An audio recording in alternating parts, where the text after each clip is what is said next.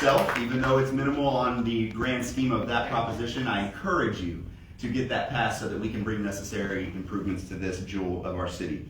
And the last one is $52 million to critical flood protection and storm drainage.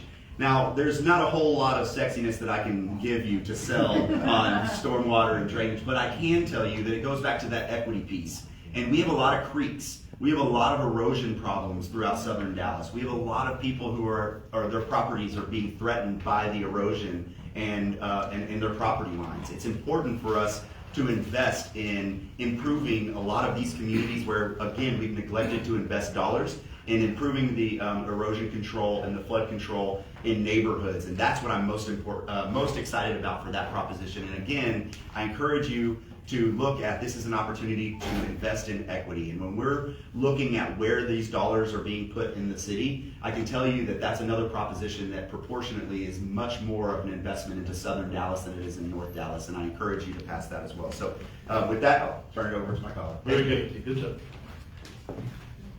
I got the really good stuff. I got public libraries, arts and culture, and public safety. So,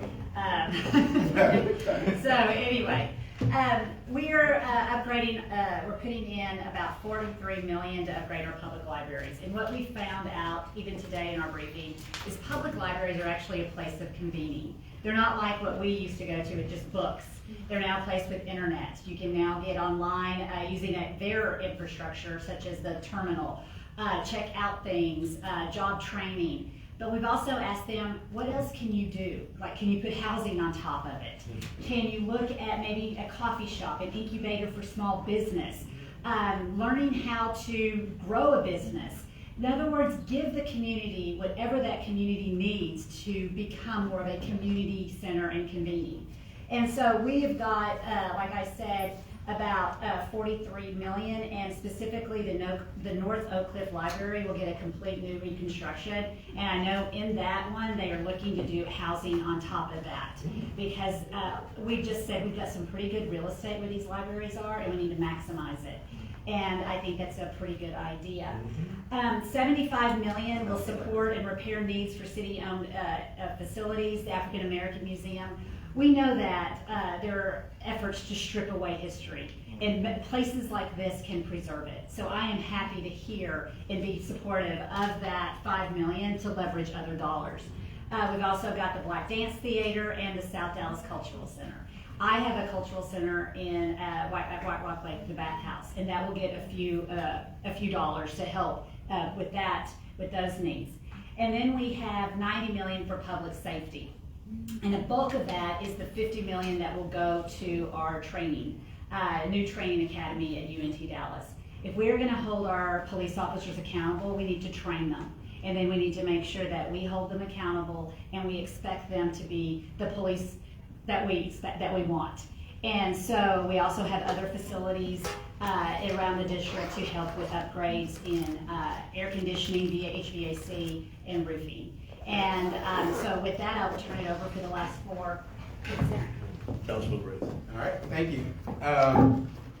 So I'm going to walk you through economic development, housing, bond proposition for homeless solutions, and then $5 million on IT. So we'll start with the economic development. If you remember, if you were tracking this journey, economic development, those numbers were going up and down, and we had a lot of money over in economic development. I'm sorry, in the in housing that eventually moved over into economic development because we learned that a lot of the money that we put in proposition for housing had to go for infrastructure. So a lot of folks ended up moving their funds over into economic development to ensure that we could use it for its intended purpose under the bond program, which is the infrastructure cost. However, they end up being about $72 million there. And then there's some, I personally set about $1 million aside because I also wanted to continue to support small minority women-owned businesses. So I have a program that I'm going to be using. $1 million by itself isn't a lot of money, but leverage with partnerships and things like that can create a lot of opportunities to continue to support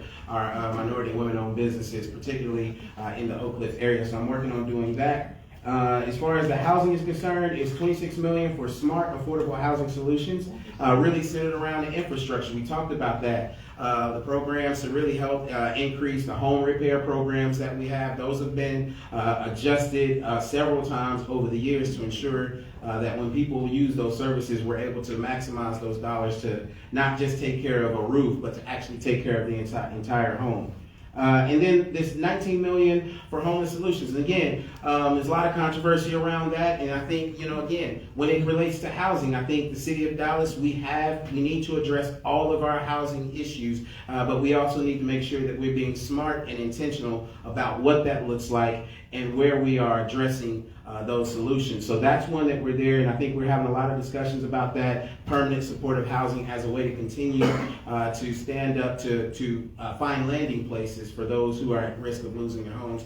And if we're being honest, maybe we're not being honest, but I can be honest for myself, we've all been just a paycheck or two away and really about it and in the red for a couple of months, if we're being honest for real about this. So this is something that I don't want to pretend like this is a you problem or a they problem. This is an us problem, and it's something that we need to acknowledge. But I also just want to make sure that we're intentional about how we address it and where we address it as well. And then finally, the $5 million for IT infrastructure. Again, that one is not a sexy one, but if you've been watching any kind of news, if you've been hacked, your business has been hacked, nobody's safe out here. So what do you say, hide your kids, hide your wife, because these folks out here taking information, and it is a very real risk. So this $5 million, not a lot of money, but a necessary investment to ensure that not just the city of Dallas's infrastructure, IT infrastructure is safe, but it also ensures that your data is safe, our data is safe as well. So this is a very wise investment. So with that, I'm going to stop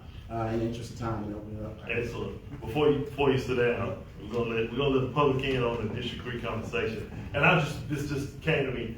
When you made aware of the fact that we still had some ARPA dollars that were available for District 3? I do. You understand what you're used for. I just want to make sure you're aware for it. I am aware of it, which again, when I reference the $1 million leverage with other dollars, those other dollars are the ARPA funds that we're going to be using to leverage to ensure that we have that much more money to support our small and minority women-owned businesses. Good. Well, sure, I left you with several hundreds of thousands. I got it all. One thing you got the money. I can find some. All right. I reference being broke, but one thing I can do is find money too. So. That was a District 3 conversation. Exactly. All right. So this is just for anybody who wants to answer it. When it comes time to looking at gonna do a bond and how much it's gonna be and how much the cap is, I think take them into that conversation. How did the council come to an agreement on what the cap? Let us know what the cap was, and how did the council come to an agreement on what that cap was going to be? And anybody can answer that. I'll go. I'll go. We can all go. Come on. That was a softball. So I know, Okay. so we get a report from our CFO to know what our capacity is. So it's like your own credit, right? You know what your credit rating is and how much your capacity to borrow. And because of the timing of this bond, we could do $1.25 billion. And so then we went to what we followed the 2017 model, which I think is a great model that TC Broadnex brought, where we brought in community involvement. And we had subcommittees that y'all have been on, and we got feedback. So it became a bottom-up approach. Then it became, and I guess on this one I'm going to let y'all talk about the issues of the politics that came in, because that's when then the tug and pull happened. Because some people wanted more for parks, some people wanted more for streets, some people wanted more for housing. And then it became, what do we do here? What projects? And it became that, like I said, a tug and a pull of what can we afford? What is the immediate needs? And is it doable? And so I'll turn it over and then y'all can take it from there. Yeah, and we started a little bit. We started at $1 billion first initially, if you all remember, and we all kind of went through that process. But then we determined there were a couple of other things that we wanted to do. So then this discussion of discretionary funds started coming up, and then it eventually got shifted to district-specific funds. And we ended up adding another $125 million to that $1 billion bond program. That's how we got to where we are today. And with that equated to basically giving a number of, the council members the ability to have roughly about $9 million to really allocate within their districts according to some of the things, projects, the needs that they had within their district. For example, I used $2 million for housing. And again, understanding what I wanted to do and what the need was in District 3 in terms of single-family homes, I wanted to make sure that I had some available that would support single-family homes within the district. So I set aside $2 million for single-family homes over there. I also set aside $2 million for parks. Again, going back to Glendale, I knew that we had the funding for the park, but we still needed funding for the pedestrian bridge. So using my district-specific funds, I set aside some dollars to ensure that we could get that pedestrian bridge across the street to complete that project. So each council member had different projects that they needs in their districts that they wanted to. So then the question became, okay, well, can we afford to increase the bond? And again, we start talking, again, I'll use a simple, because again, I've been broke, your credit limit, right? Can we afford to do that? Can you afford to go get another credit card is basically what we're asking. If you have 5 of them, they're all extended, and you're paying them down, but they're still above the max. Can we afford to go get another credit card to do these necessary things in our district that we wanted to do? So that was the conversation that we had, and that's what we came to kind of have that second round of conversations among ourselves. So I'll see if Baz wants to close this out.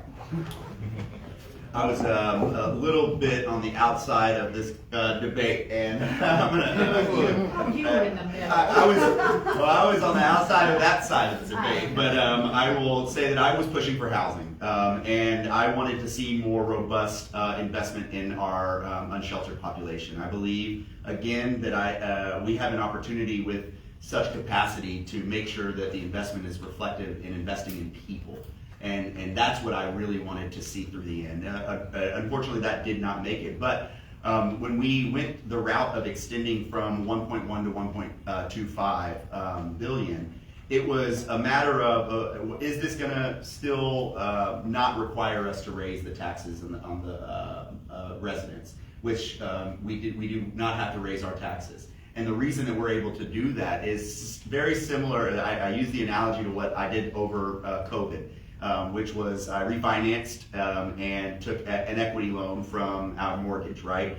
And from that, I was able to pay off my student loans and really was able to help free up my family's monthly expenses. And that's essentially what this bond is. This capacity that we have is already built in, doesn't require us to tax you all more to do it. So adding that $150 million to the 1.1 original proposal, in my hope was going to address the underinvestment in certain propositions for the people, as I mentioned: arts, libraries, housing, homelessness.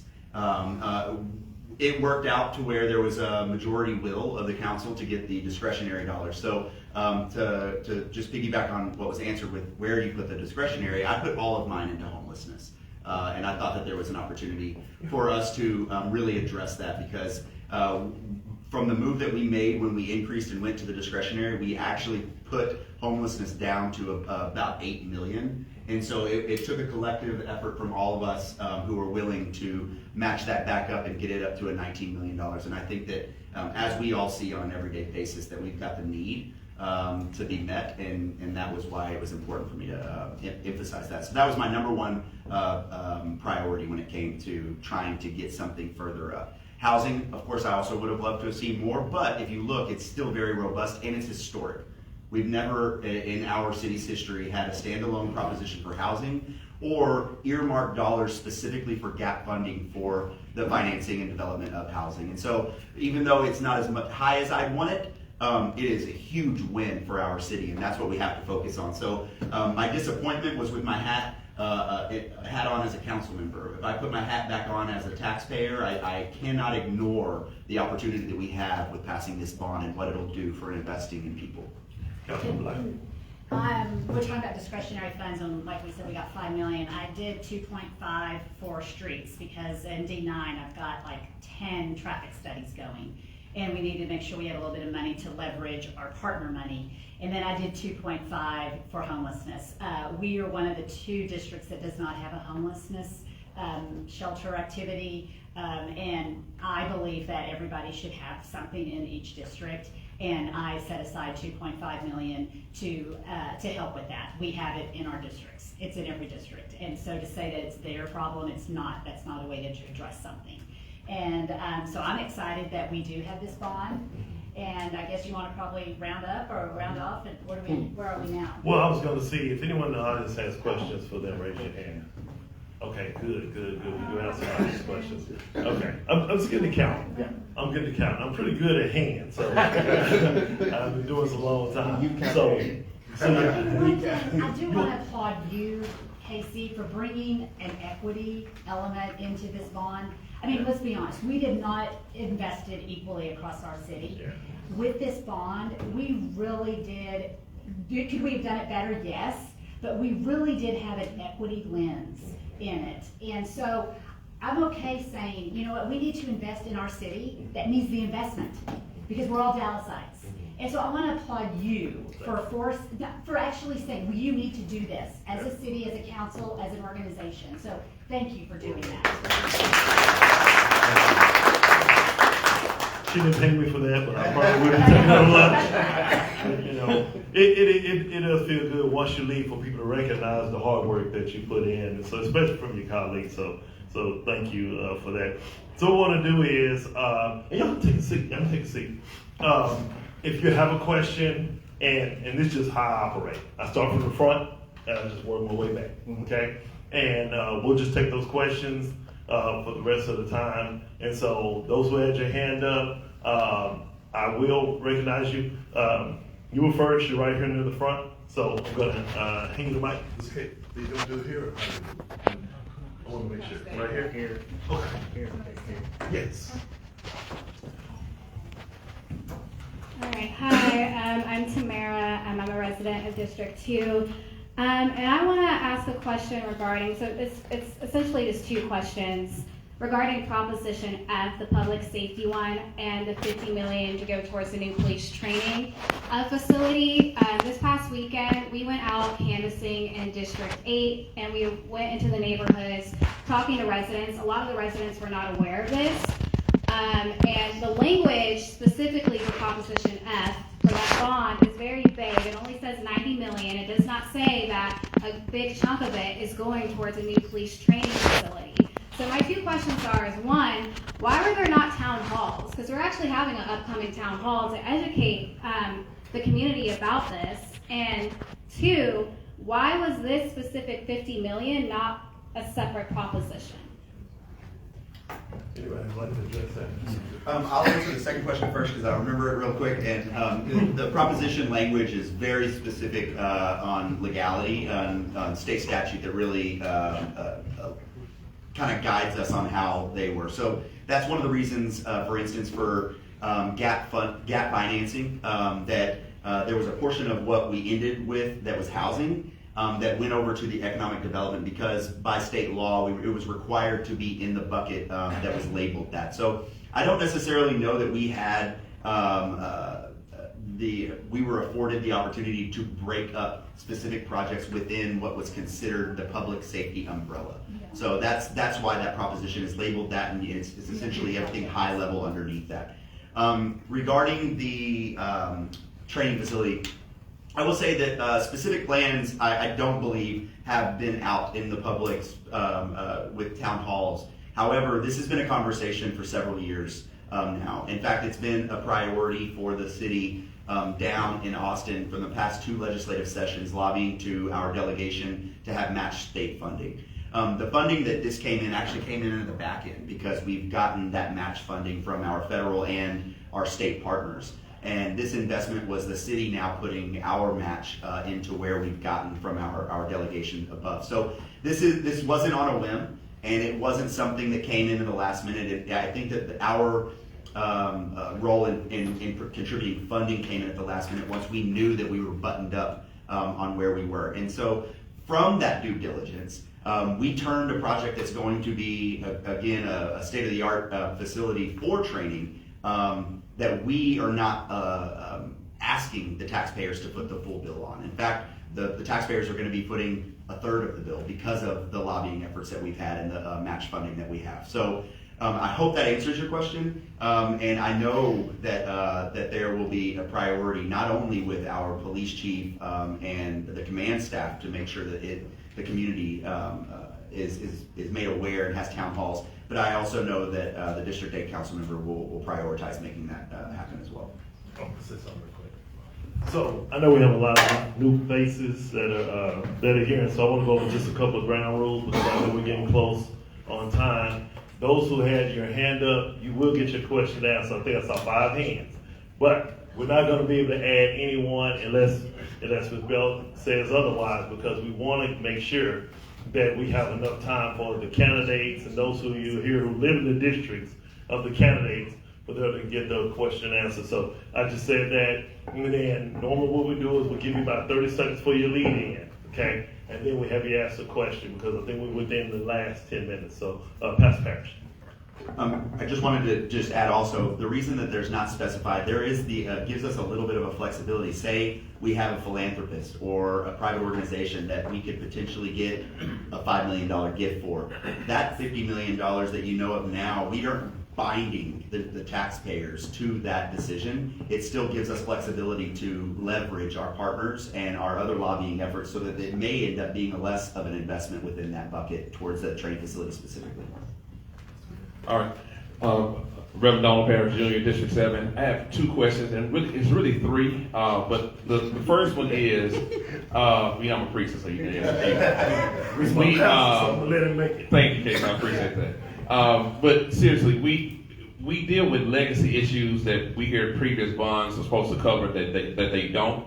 Is there any leeway in this bond package to kind of clean some of that stuff up? And that leads into some other 2 questions. For example, here in District 7, near Elsie Faye Higgins and Robert B. Cullum, that park that's like not too far from the intersection floods every time it rains, right? Same thing where Elsie Faye Higgins turns into Dolphin, right? It floods constantly. Is there any leeway in this bond package because we've heard previously, even before any of you guys were elected, right? We've heard that this was supposed to be fixed and it wasn't. And then secondly, AT&T I can almost throw a rock from my church and hit AT&T's headquarters, but our internet continues to be some of the worst in the city, right? And that's part of and is there anything in that bond package, I heard about the amount of money, towards the infrastructure, but is there anything in there? Again, these are legacy issues that we've been dealing with for 20, 30 years, but can we clean some of that stuff up in this bond? Thank you. Yes, I'll make sure and get you the complete list, Reverend Parrish, on the projects that have been identified specifically for the flood proposition. I, off the top of my head, can't tell you exactly if that one particular is. I know the flooding issues that you mentioned. I think a lot of the priority went with that equity calculator on to addressing the private property issues that are existing, like the homeowners that I was mentioning. So let me just verify on that before I can give you an answer. Regarding the broadband, we have an investment with our ARPA dollars kind of already earmarked, set aside. And what we've been doing for almost 2 years now is debating how that is going to look. The original proposal that staff came was going to be more than $30 million specifically to a broadband infrastructure that was invested in specifically for Southern Dallas to close in the gaps of where digital divide is. We pushed back as policymakers because we didn't like the proposal in what it was asking. It was going for a middle mile network that would require us to be play a role as a municipal government that we didn't necessarily feel was our role. And we didn't want to get into owning a utility instead of looking at a $30 million investment. As you've mentioned, we have such a legacy issue to address. If you can't tell me how many homes are going to be sparked up from that type of investment, then that's not worth it to us. So we pushed back on staff and asked them to bring us different options, including what a last mile would look like, and how we could leverage that type of an investment to actually get people online instead of just putting it into the ground to build our own fiber system that is quite frankly redundant because the other carriers already have them in the ground. Yes, sir. Thank you. I understand y'all's explanation on the housing part, where you went from 100 down to 26 to 28. But I was told that Austin, San Antonio, and Houston, They had a huge bond. they have a huge amount allocated for housing. And I understand what you're saying about y'all move some to economic development to make sure the infrastructure part was taken care of, but how did you justify for 100 million down to 28 when everybody else is at 150, 200 million? How did you justify that? That was what Weagle had told us. And we asked the same question and they said, what they identified was we needed that gap funding for the infrastructure. And that was how they structured it. And He's asking how do you go from that high number down to where? oh, well, that is a political question. The actual number, okay, I didn't know. The actual number was it was political.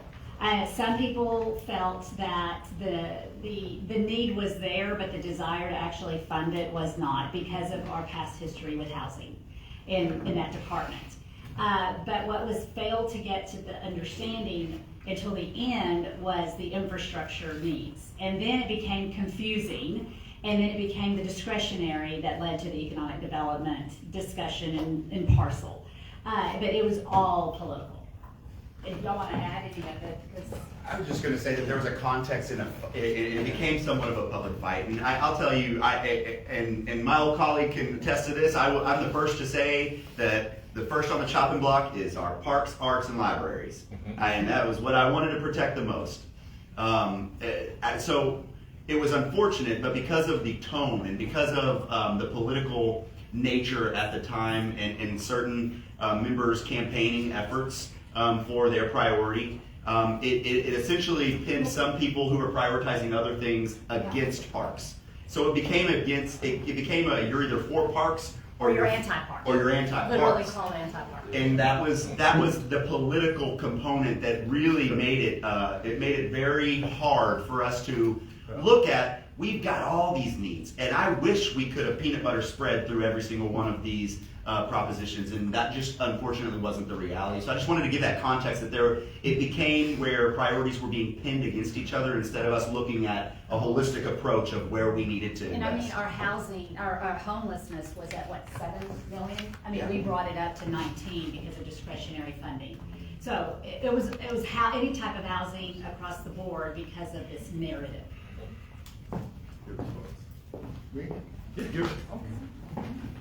This is a blessing come true. I speak to city council and always wanted to ask questions after I speak. And I love this one. 1 minute. Why is it only 1% of the money going towards homelessness for several budgets and several bond elections? 1% of the money. 2, when I go to the meetings, I'm always by myself. There's no caseworkers, no homeless people, no city council members, the different homeless committee meetings. I'm always by myself for the past 10 years, okay? Number 3, why can't you invite the homeless where the pond is, where the library is, to come to city council meetings? If you did that, you'll have a lot more people interested in you, the city councilman, that they would like. They'd be more favorable to talk to you. It's so easy, but why is that? Because of NIMBY or what? Why is it you can't go to the pond? I've been saying this all this time. And one more question. Oh yeah, when I first got here, partnership, 75% people came to the meeting. Now, 2 people come to the meeting, okay? So there's a question, you can remember it, but I'm definitely, why is it you don't do anything? Why is it you don't respond? And why is it when I talk to people, you look at your feet? Okay, I'm talking to city councilmen when I talk to them. Okay? Thank you very much.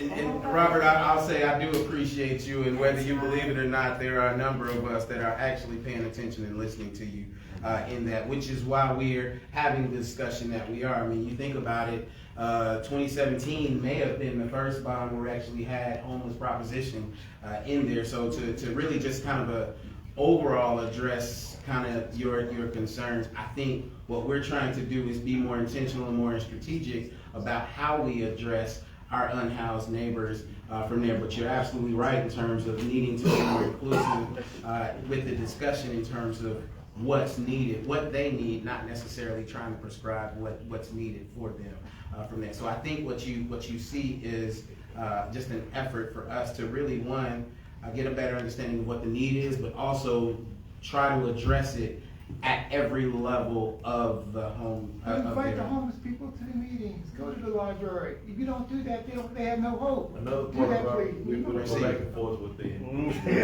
candidates. No, so we don't go back and forth when you ask your question. Okay. Yeah, and Just so you know. that's a good point. And again, trying to figure out what that looks like. And again, I would encourage you, bring 2 or 3. It's like church, bring 2 or 3. Don't come along, so bring a couple of them with you and let's have some conversations. I'd be happy to huddle up and talk about some of the things we're doing, but also just appreciate the perspectives and understanding, to your point, is what we're prescribing and what we're doing, is that the right approach? Is that being addressed? And I think we have a number of partners who have been working to do that. And I think Housing Forward is one that we've been working with and really trying to hold them accountable in terms of, and not just them, but our neighboring cities as well, to address this collectively. It's not just a city of Dallas issue. It's not just a Dallas County. It is an entire, it's a Dallas County issue in all of our neighboring cities as well. But your messages are received. I encourage you to invite 1 or 2 with you next time. Very good. Lady first, then Mr. Demus, and that'll be the last question. Ma'am. Got to it. Good evening. Good evening. Thank you very much. I am Bola Allen, and my question is I to. recognize you. Good evening. I know you did. I know you did. Everybody will know. My main concern, and this is going to go to Adam. As you know, Skyline we've been fighting for years and years on sidewalks, and we've never had the sidewalks. And finally, when they built Guzik, we finally got one side of sidewalks. And I called your office, I have left messages, I have left you an email. Then I called the office one time and they told me, I'm sorry, but the volume is full and we cannot accept any calls. And that was kind of really leery to me, a public phone that serves the public on city council, and it's full. But my concern is that I was hoping that I called you early because I hope we had some money left over from the last fund that we could finish the sidewalks. Sidewalks are so important and they are really needed at Skyline. And I am hoping that you will look into, I hate to bring our dirty laundries and put them on the line here to you guys, but don't have to do it. I can do it. But we need you to complete our sidewalks. Yes, ma'am. Yes. And I since you did air a little dirty laundry, I think it's only fair. The last time you reached out to my office, it was about an issue in District 4, and that was actually just this past month. And I said respectfully that I wanted to make sure that my colleague, out of respect as I would have done for any of my colleagues, had an opportunity to speak with you before I took one of her constituents about an issue that wasn't in my district. But why would I be calling about District 4? I don't know why you did, but that was what was on the emails, and that was also what you discussed with my staff. And Ms. Allen, you have a direct line to me. We served on a DISD task force together, and so I just want you to know you have an open line for me. Regarding the sidewalks at Skyline, I do not recall you bringing that to my attention. I did. And in fact, as I mentioned, we have our bond task force representative here where we had several meetings out in the community, and that actually never came up as a priority that was asked for by the public. It came up when I was PTA president. Yes, But ma'am. anyway, And so it's not meant to be. I'll tell you what, we'll no, just but- talk. But what the point is that I'm making is that what we really tried to do was utilize the process that was put in place to hear from the public.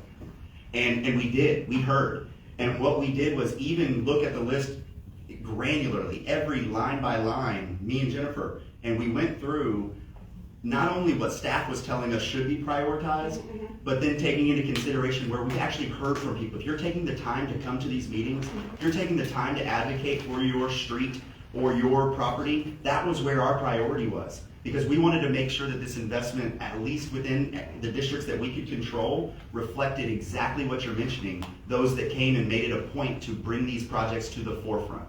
And so I apologize for what didn't happen in the last bond. It was before I got on the council. And I will tell you that there was already even some reprogramming by the time I got on the council to what that original bond package was. But as a former educator to Skyline and someone who lives in the neighborhood of Skyline, I can tell you that it's 100% a priority. I do believe that this is a great opportunity, though, to look at where we have also awarded DISD a monumental bond in their history. That other tax entity that takes even more of the tax portion of the taxpayers' dollars, and that there was a proposition specifically within their bond that was meant to have matching dollars for municipal greater benefit to the students. In fact, we're looking at some of those bond dollars over here at MLK Academy and how we can connect a pedestrian corridor to the New Forest Theater. This is a great opportunity and a project that would be a direct benefit to the student body of the largest public high school in the state. And I'm willing to sit down with you and see if we can get our partners at DISD to entertain that discussion. Well, that sounds real great to me, Excuse and me, sir. Just out of I respect. think it's good. No, No, we don't go back. We don't go back. Go back. That's no, Stevens. Last one would take me to let her have that spot. All right, let's give it up to him for that. All right. Thank you so much. My name is Brittany English. I'm in District 3. And my question is twofold. So how much is the total price tag for the police training facility? I know it was mentioned there's like a match happening, I think. So if it's $50 million, if Proposition F is approved, that's $50 million of taxpayers, $10 million from Community Foundations of Texas, and then what is the rest? Okay, and so I want to know the total price tag and what the breakdown is. And then my second question is, what was the thought process of having this facility on UNT Dallas's campus in a predominantly Black and brown community, knowing the disproportionate amount of profiling, brutalizing, and murder that occurs with police officers with Black and brown people?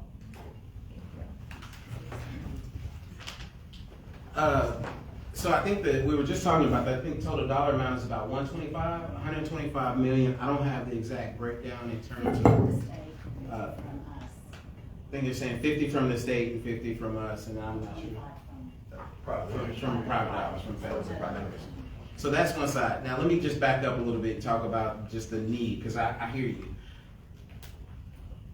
Just for the police training facility in general, let's just start there first. That is a terrible, terrible, terrible sight in terms of what our officers are using in order to go through their training process. That facility is old, and I don't remember when or how long they've been over there, but I've toured it, and it's in District 3, and it's terrible. It's a terrible facility. So there's a need for a new training facility. Now the science behind placing it at UNT, the best I can tell, and I'll let one of my colleagues jump in on that, but some of it really centers around just the workforce and that being an education corridor and trying to find the opportunities that can move into public safety as another career opportunity from that perspective. So I'll stop there and let some of my colleagues Because we are With UNT leveraging state dollars, it's on a state facility.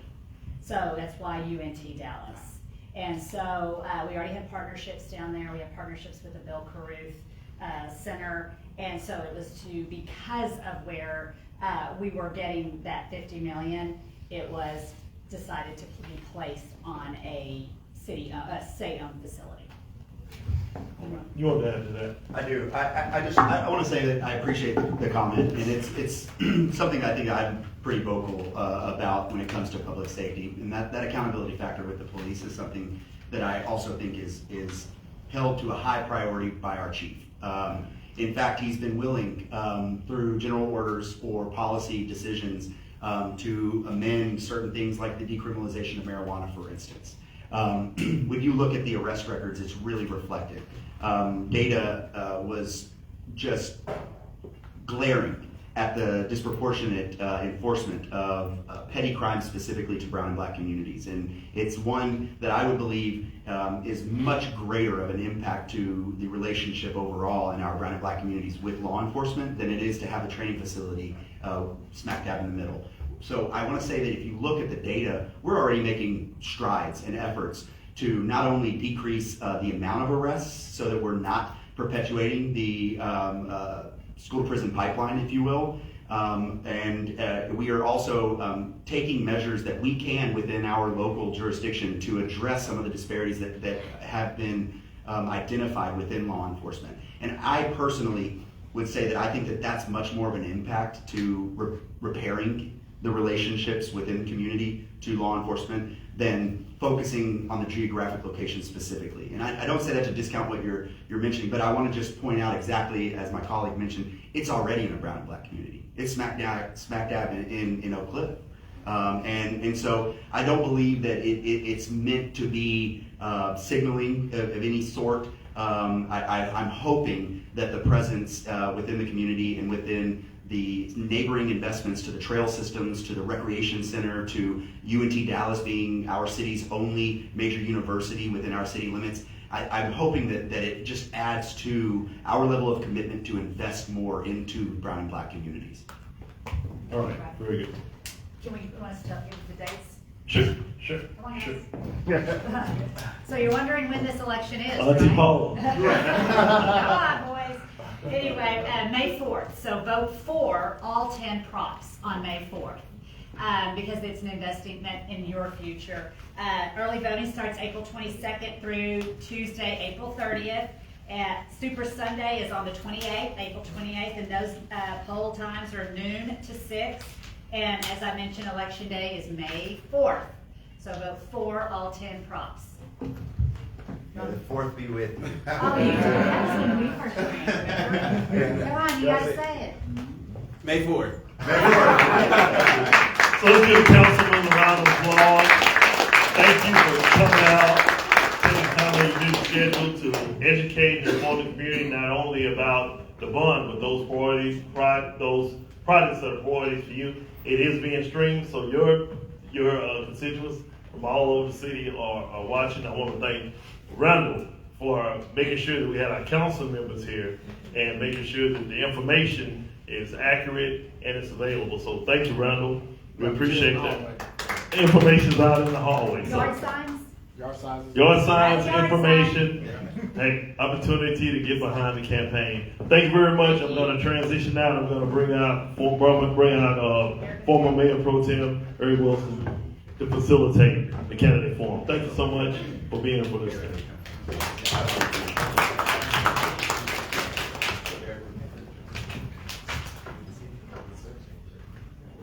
You got theme music or something? I see you. Yeah, some theme music was way down. You ready? You need this?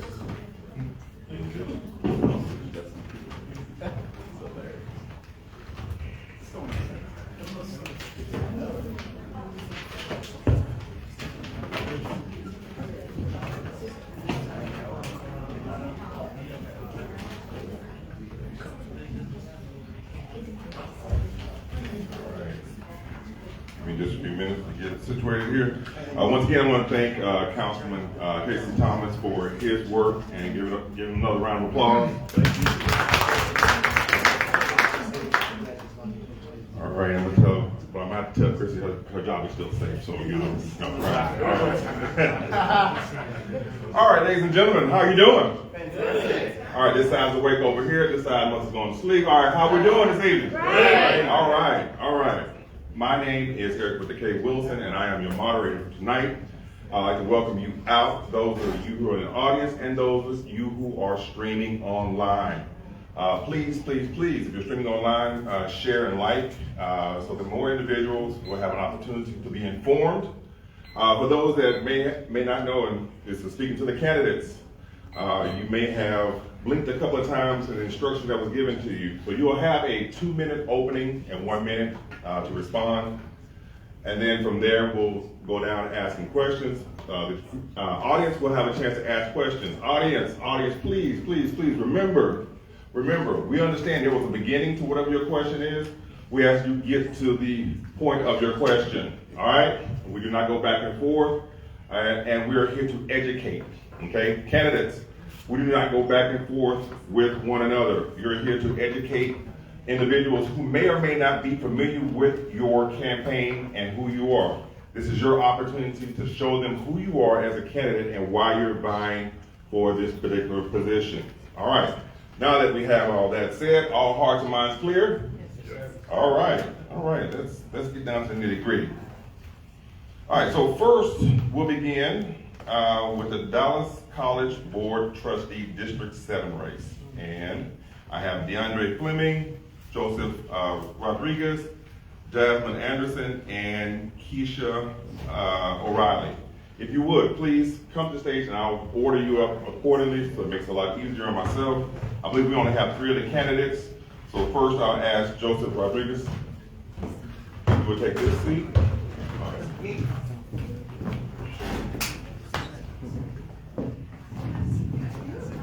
Jasmine Anderson, take this one. Keisha, Dr. Keisha, is it Dr. Keisha? Okay, we'll make sure. Well, I'm fourth on the ballot, so. Yeah.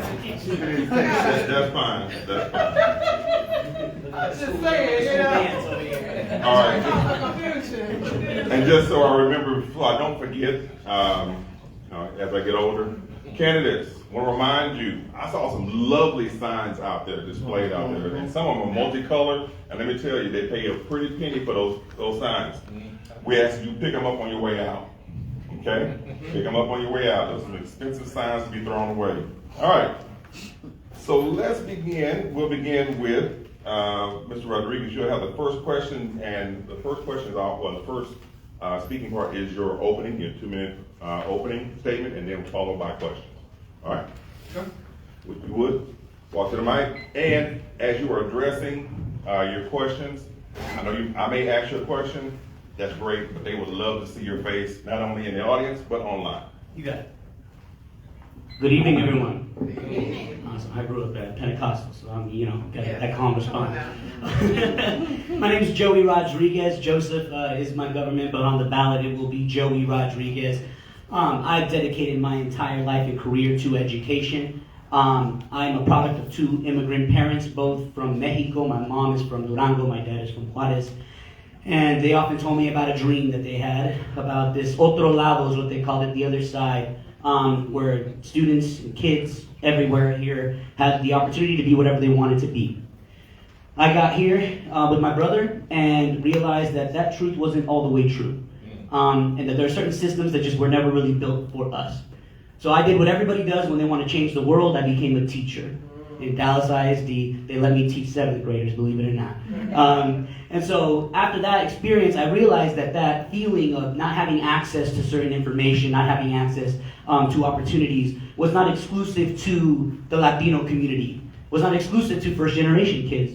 It was also being had by my black siblings as well, right? And our black students that I used to teach over at Hulsey. I had the honor of teaching at Hulsey Middle School, as well as Ignite. And so my priority is simple here at Dallas College. I really want to make sure that we're improving workforce readiness at the Dallas College level. When our students can start making a living and thriving wage and closing those gaps, I believe that we will have a thriving city.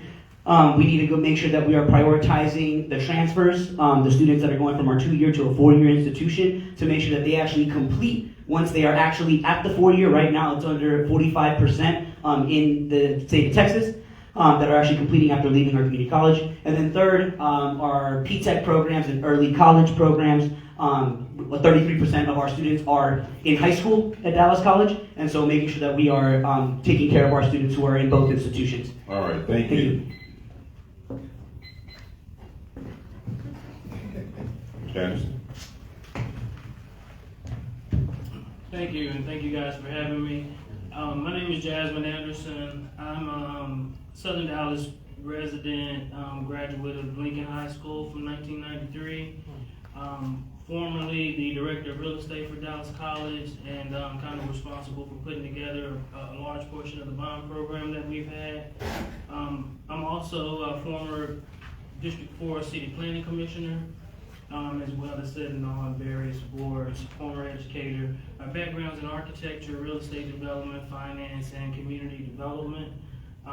And what I'd like to do is try to help residents in the area of District 7, of Area 7, to be better prepared for, of course, college readiness, to prepare the area in terms of the students, the older generation that also needs further education and continuing education, to have that opportunity to come in and help with moving the entire area forward. my main goal is to help provide access to all the students in various forms of access, to provide different facilities, different levels of education, to provide this for our population so that we can help play a better role in the overall district. Thank you. Next. Dr. Ross.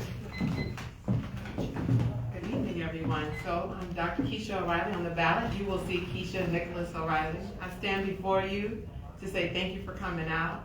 I am a mother, I'm a daughter, but I'm also a committed community advocate. By trade, I am a licensed pharmacist, but I've had multiple experiences. God has definitely been good to me.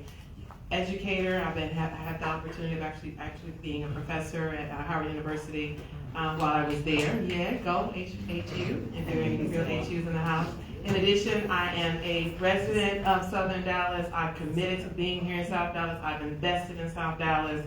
I am a taxpayer in South Dallas, and so really wanted to be able to come out and advocate for the future of our community. I love the fact of the bond and being able to really sit and listen and get a better idea on how, if I am elected as board trustee for Dallas College, the opportunities for partnerships, the opportunities for being able to really truly support the students that we have here that are going to, they're actually at Dallas College, and then the ones that I see every day while I'm out in the community that don't know anything about the school or don't even see themselves as being products of a graduate of Dallas College. And so here tonight, I just thank you again. Thank you. All right, okay, so you have the first question. Our first question is, what made you run for this position and what qualifications do you have? Well, in my role of Director of Real Estate for Dallas College, we worked with each one of the colleges in each community to create master plans, to evaluate the needs of each college and the needs of each community. And in that process, we began to learn the various gaps that we have in offerings, the gaps that we have in general understanding of how to create the pathway that you'd like to get to in order to create the economic freedom that you'd like. But then also being a community member, realizing that there needs to be another way for students that are not second chance offenders, for students that are not remedial, for students that actually just want to have an opportunity at furthering their education, furthering their knowledge, and actually kind of just staying involved in the latest trends and technologies. I think that the trustee, provided we get the opportunity to serve, is an opportunity to create policy Thank you. that can help that. Dr. Ross. Yes. What motivates? Yes. As I stated And before, qualifications. qualifications, I'm a licensed healthcare professional. I do global work. In addition to, I'm also an entrepreneur. So I mentioned before about having the opportunity of being a resident here, being able to see students in the community. I volunteered and supported Paula Dunbar over the past couple of years, being able to see how students, again, are not seeing themselves. When you think about community college and think about the opportunities in which individuals are there due to non-traditional pathways around education, there's so many opportunities here.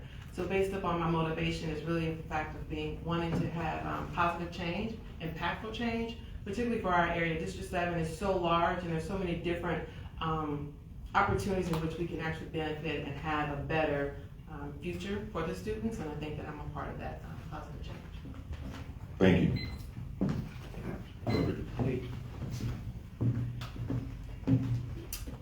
So I believe that right now is a very monumental time for Dallas College and for community colleges in Texas in general.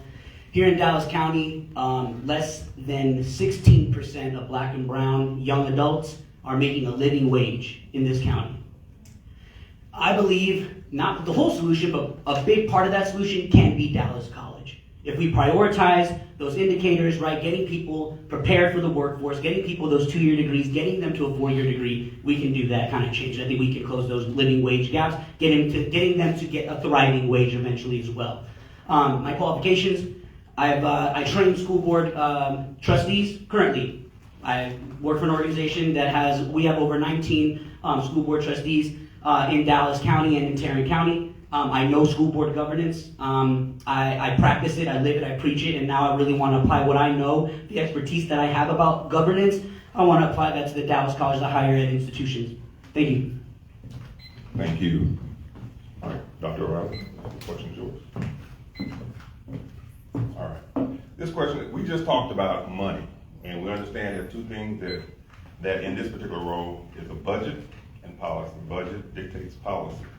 And with that budget, I understand in terms of money and cost for education, where I have a child at a HBCU, Prairie View, who is siphoning all of my money. Right. So with that being said, how will you ensure the affordability of education how will you ensure the affordability of education while maintaining the financial health of the college? First and foremost, Dallas College is affordable. It's $72 a credit, and in fact, you get your books included in that. So I think that from a financial perspective, they're doing great. The problem is, in which Joey just mentioned, students are struggling, parents are struggling. It is hard. Cost of living is high, wages are low.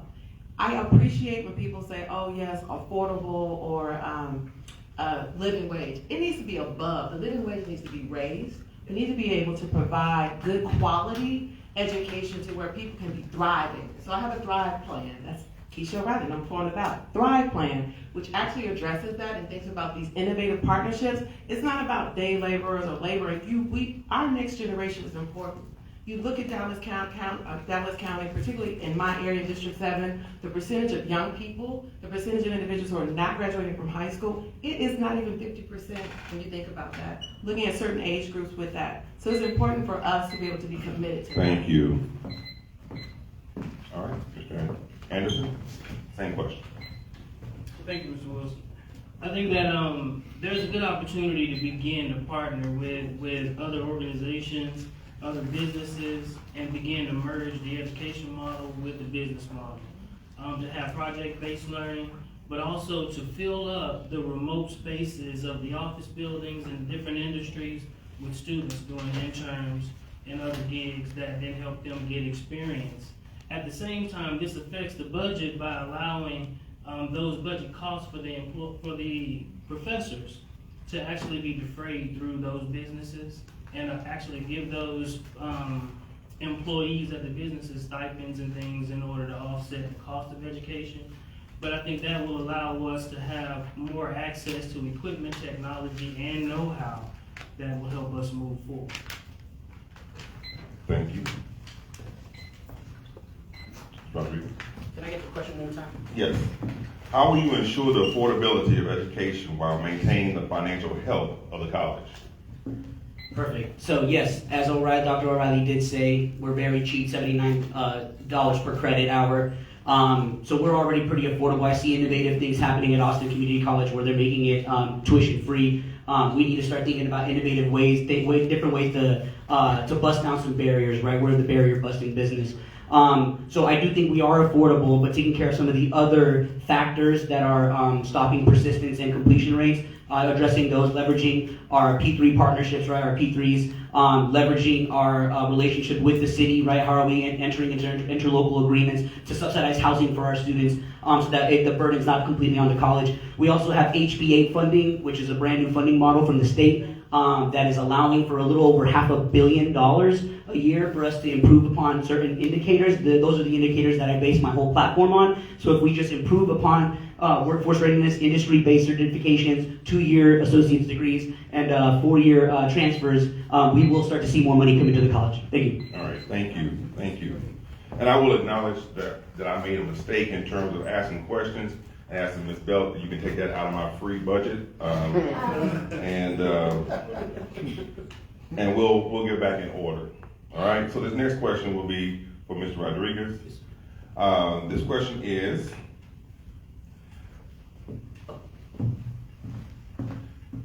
how would you ensure the educational programs offered by Dallas College align with the needs of employers in the region, and what are those needs that are not currently being met, and what is the most advantageous I would say, economic or program that we need to institute in the college? I love that.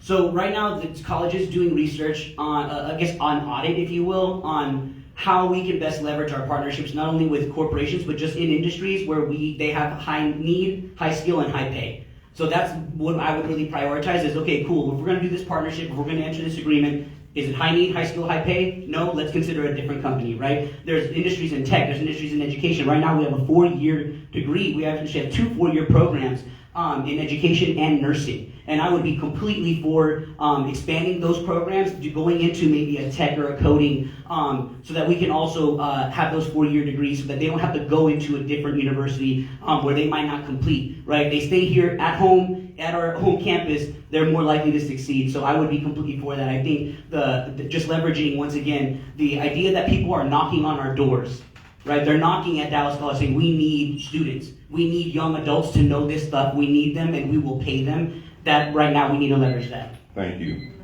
Mr. Anderson. Could you please repeat the question? Yes.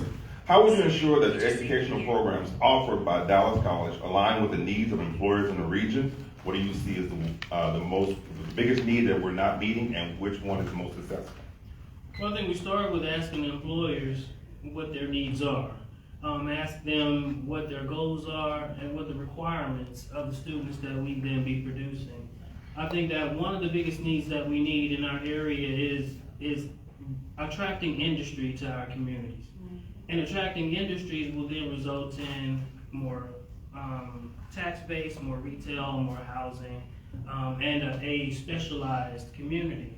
I think one opportunity is to invest in things like semiconducting industry. Considering the federal government has a tremendous amount of funding, that's a new area that we're going into. Financial literacy or finance are other areas that I think are important so that we can be good stewards of the future that we're building now as residents. Thank you. Dr. Riley? Yes. How would you ensure that educational programs offered by Dallas College align with the needs of employers in the region, being what is the most successful and what is the one that has the most need that's not being met? Well, first of all, I would answer this question is multi-faceted. One, the enrollment at Dallas College has surpassed what it was during COVID.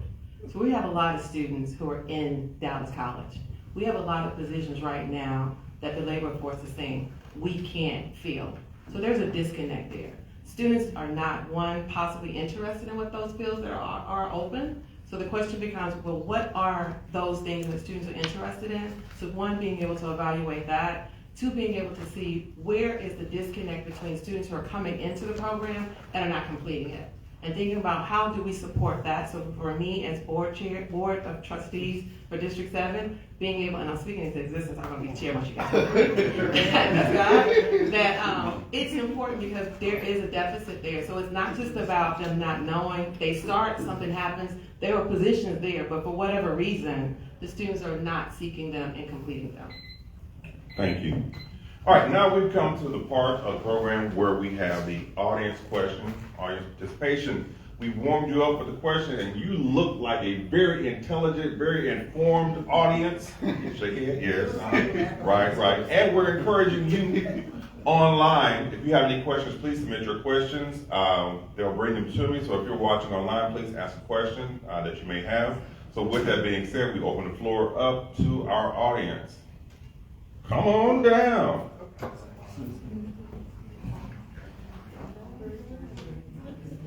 And again, if you have any questions, please step to my right.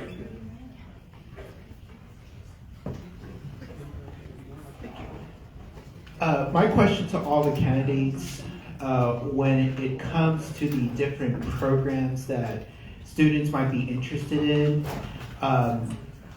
we focus too much on STEM, but there are students that are not interested in STEM. And maybe I'm telling you from my experience, I had a horrible STEM experience. It wasn't taught right, especially in DISD. So how can you ensure that we focus on other programs besides STEM to get students interested and actually graduate from the Dallas College system? Thank you for the question. First, Mr. Anderson. Thank you. Well, initially, the programs are kind of focused on STEM because that's where a lot of federal funding comes from. And so they align them and then put the students in those programs so that you can receive the general revenue funds that then help the college run. Other programs are of more interest. It's just that the student population needs to be more interested and be more vocal in those particular areas.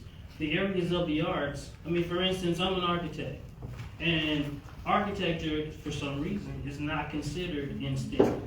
Otherwise, it would be considered STEAM.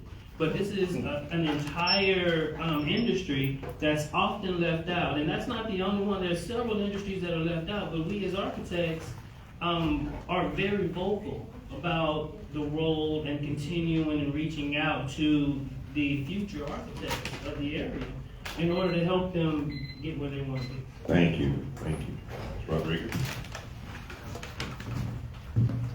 So you mentioned something really interesting, and it's that I think we could all agree that if you're deciding maybe what you want to do by the time you are already in college, it might be already too late, right? And so you had said something that Dallas ISD did poorly for you was the STEM, not only opportunities, but the education, right? So I'm glad to say that I do have endorsements from Dallas ISD trustees as well as DeSoto ISD trustees. That matters to me because I want to make sure that I am somewhat of a liaison between the two institutions to make sure that there are two institutions that are sharing responsibility and accountability for that one student, right? And so if we catch them early, like Dallas ISD, right, is really, and any ISD we partner with, right? We partner with Richardson ISD as well, in Grand Prairie, Garland as well. Sorry, I didn't even say all the partnerships. But the idea here is that how can we best use that relationship with them to make sure that we are giving students a menu of options earlier, maybe even in middle school, elementary school, and that is already actually a new plan that's happening at Dallas ISD, so I'm really glad to be working with them.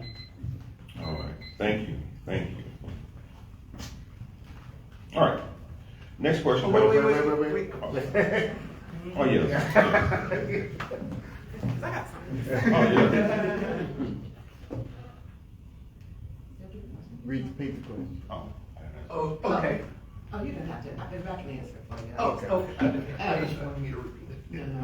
A couple of things I want to say. We have to think about HBA, right? You have to be able to appreciate what the college is actually trying to do. If they're trying to increase the workforce, we have to take a hard look at ourselves and be able to say, well, what are our priorities? I was in the orchestra in middle school and high school. I love the music. But thinking about the ROI, the rate of return of investment, those are the questions that we're going to have to ask. And I don't have the answer, but I do think that it's something that's important to be able to evaluate and to look at and be able to see what is it that we're going to have in terms of the trade-offs. If it's the arts, what does that look like in terms of the arts? And I love what Jasmine brought up about architecture. That is art, but that's also science. It's also math. So being able to have those trade-offs to where, you know what, state dollars may give us this, but this is where we can have these creative partnerships and be able to bring those back around so that students can truly use Dallas College as the tool that they need for themselves, to invest in themselves and then come back and invest in the community. To me, that's the best way of doing that. So thank you for the question. Thank you.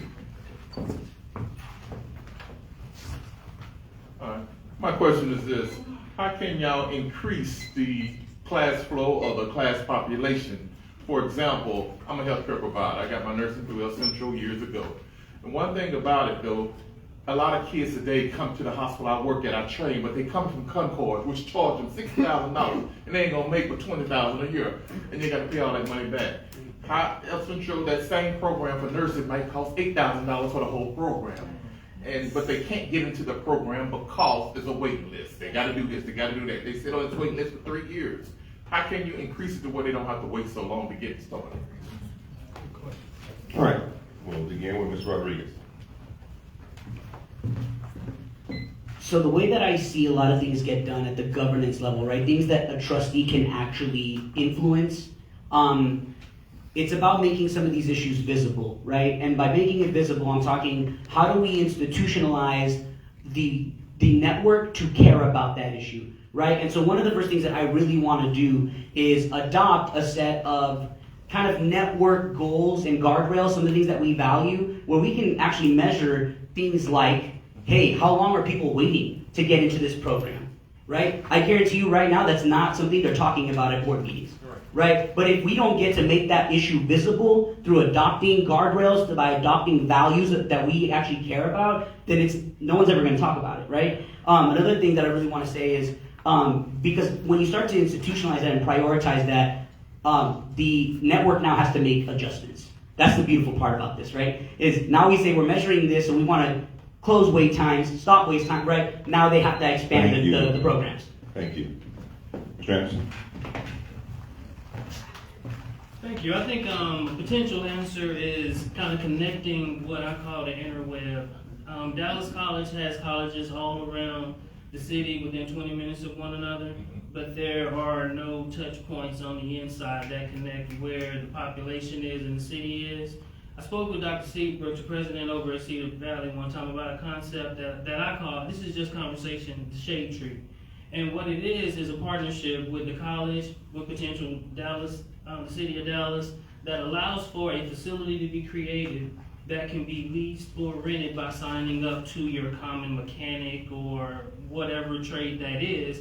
And it exposes them, allows them to have all of the equipment so that they can be exposed to it, learn to use it, become interested in it, and then have the opportunity to pitch to those people stackable credentials that help them get to where they want to get in their educational attainment. But those touch points are meant to gather the people who typically don't come to the campus. Thank you. Dr. Riley? This is where I get to say my plug as a licensed healthcare professional, pharmacist. I totally appreciate your perspective, and I would say the wait list at your particular institution has to do with your capacity. You have more interest and less capacity, so being able to see where else can these students go to be able to be educated. There is such a strong need, particularly now that Dallas College has a 4-year nursing program, right? Everybody and their mother and grandmother is going to want to be in the program. So how are you able to evaluate that? There are empty places to be used. There are wonderful, amazing strategies that we can talk about in terms of partnerships, relationships, maximizing those entities that are here, Baylor, Parkland, all of those other places that can take our students. They can be able to support our students, and I think that is very important to do. In addition to that, being able to see how in which engaging in the community itself, I'm really about being part of my platform, Thrive Plan. Health is wealth. If you are not healthy, you can't keep a job or get a job. So all of that is connected. All right, this question comes from our audience online. Let me see if I can rephrase it. What South Dallas specifically South Dallas based organizations are you working with? And what programs are you working with them? Okay, so we'll begin with Mr. Anderson. Specifically South Dallas, not Southern Dallas, but South Dallas. Sunny South Dallas. There we go. Well, so I am a board member with Southern Dallas Progress Community Development Corporation. That's currently opening up a facility here with Vista Bank that'll provide access to both financial literacy and also meeting spaces for small businesses and economic development. Now, I'm the board member with Southern Dallas Progress, so this is not something that I've been involved with, but I'm proud to be a part of that. Being a graduate of Lincoln High School, I'm involved with the Alumni Association, and also I'm a community member here, involved with St. Philip's and Kingdom Legacy Company that's right here on Martin Luther King. We've just renovated their building so that they can provide services to the community, and also the old Dallas Weekly building. We're in the midst of renovating it. Thank you. Thank you. Dr. Keisha. As a resident of South Dallas, I'm doing a number of things. When I think about organizations, I myself have started a nonprofit where I'm focused on looking at housing. We have negative equity. I'm on Pine Street, renovating, thinking about how do I settle the situation between gentrification and thinking about those communities and individuals who are there and losing their homes. Along with being able to reach, I've done research, I'm doing research in HIV, that is my passion, my specialty, HIV and prevention and treatment. So really looking at how do we prevent HIV in women, particularly transgender and Black cisgender women in the Dallas area. So those are two, opportunities that I can say that I've actually done and currently are doing in South Dallas. In addition to working on a real estate project on Park Road. So being able to look at how, again, balancing new construction with the current integrity of the community is something that I'm really struggling with as well. So from a community perspective, being able to share and show, again. Thank you. Mr. Rodriguez. Yeah, South Dallas. I stay right behind Lincoln High School myself. Yeah, so y'all can find me there. If y'all aren't happy with me, just knock on my door. But Bonton Farms is a place that I frequent often, absolutely love and donating to them and supporting their work, as well as After 8 to Educate, who take care of, it's an after-school program, especially for students who are a little bit more vulnerable in terms of being unhoused. And so I volunteer there as well as donate as well some of my resources there. And some of my clothes as well, because they actually do have an overnight shelter as well in South Dallas. I also did start my own nonprofit as well that helps students, first generation students specifically, with obtaining the 4-year degree. And that's for first gen students, and that is available to Lincoln and Madison and any South Dallas high school. And yeah, I think that's about it. All right. Thank you. All right, now we have a question from the audience. Yeah, first of all, thank you for taking the upon yourself to run for this particular office. When you run for office, you really put yourself out there. So I want to thank you first and foremost for that. My question is, as a former Dallas College employee, one of the challenges that we had was in terms of transition. A lot of students that were coming out of the high school, we would try and get those students and get them enrolled, and some of those students are students that were not graduating from high school but in alternative school. One of the challenges is the process from when they begin their application to them actually enrolling. What would you do in order to make that process a smooth process and to help those students to feel welcome as they're going through that process so they don't quit? It's a lot of paperwork as well. So that's my question. All right, thank you for the question. Dr. Riley? Well, the first thing I would do would be to streamline the process. It's the paperwork. And it also has to do with the individuals at Dallas County, be it the administrators or whoever's facilitating it. I've heard that they say that education is not in the social service business, but we're in the social service business now, particularly when you think about non-traditional students, the students that you mentioned, particularly for those who have not even finished high school and are still trying their best to do something to better themselves. So by being on the board, that's something that I will ask. Again, the board is responsible for governance, making sure that we are adhering to policies and procedures, but also having an opportunity to be able to evaluate and audit and say, how can we streamline this? We don't need bureaucracy. We don't have time for it. Our next generation is counting on us to do something. And we're thinking about, again, I want to have better wages. You can't get better wages when people are bogged down in paperwork. They already have too many barriers and struggles now. So being able to eliminate some of those obstacles is so important. And as, again, vote number 4 on the ballot, and I will be able to help with that. Thank you. All right, Mr. Rodriguez? So this is one of those kind of beautiful instances where I do feel like leveraging our partnerships specifically with community-based organizations can make a big impact. There are a ton of great organizations doing amazing work throughout the entire Metroplex.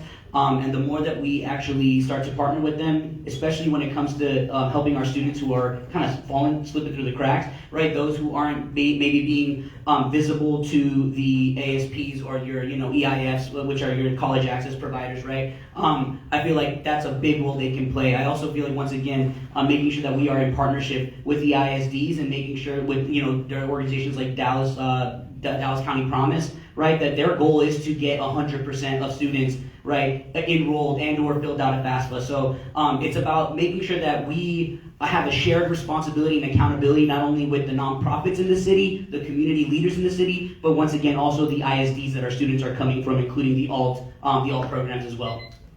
Thank you. And Ms. Andrews. Thank you.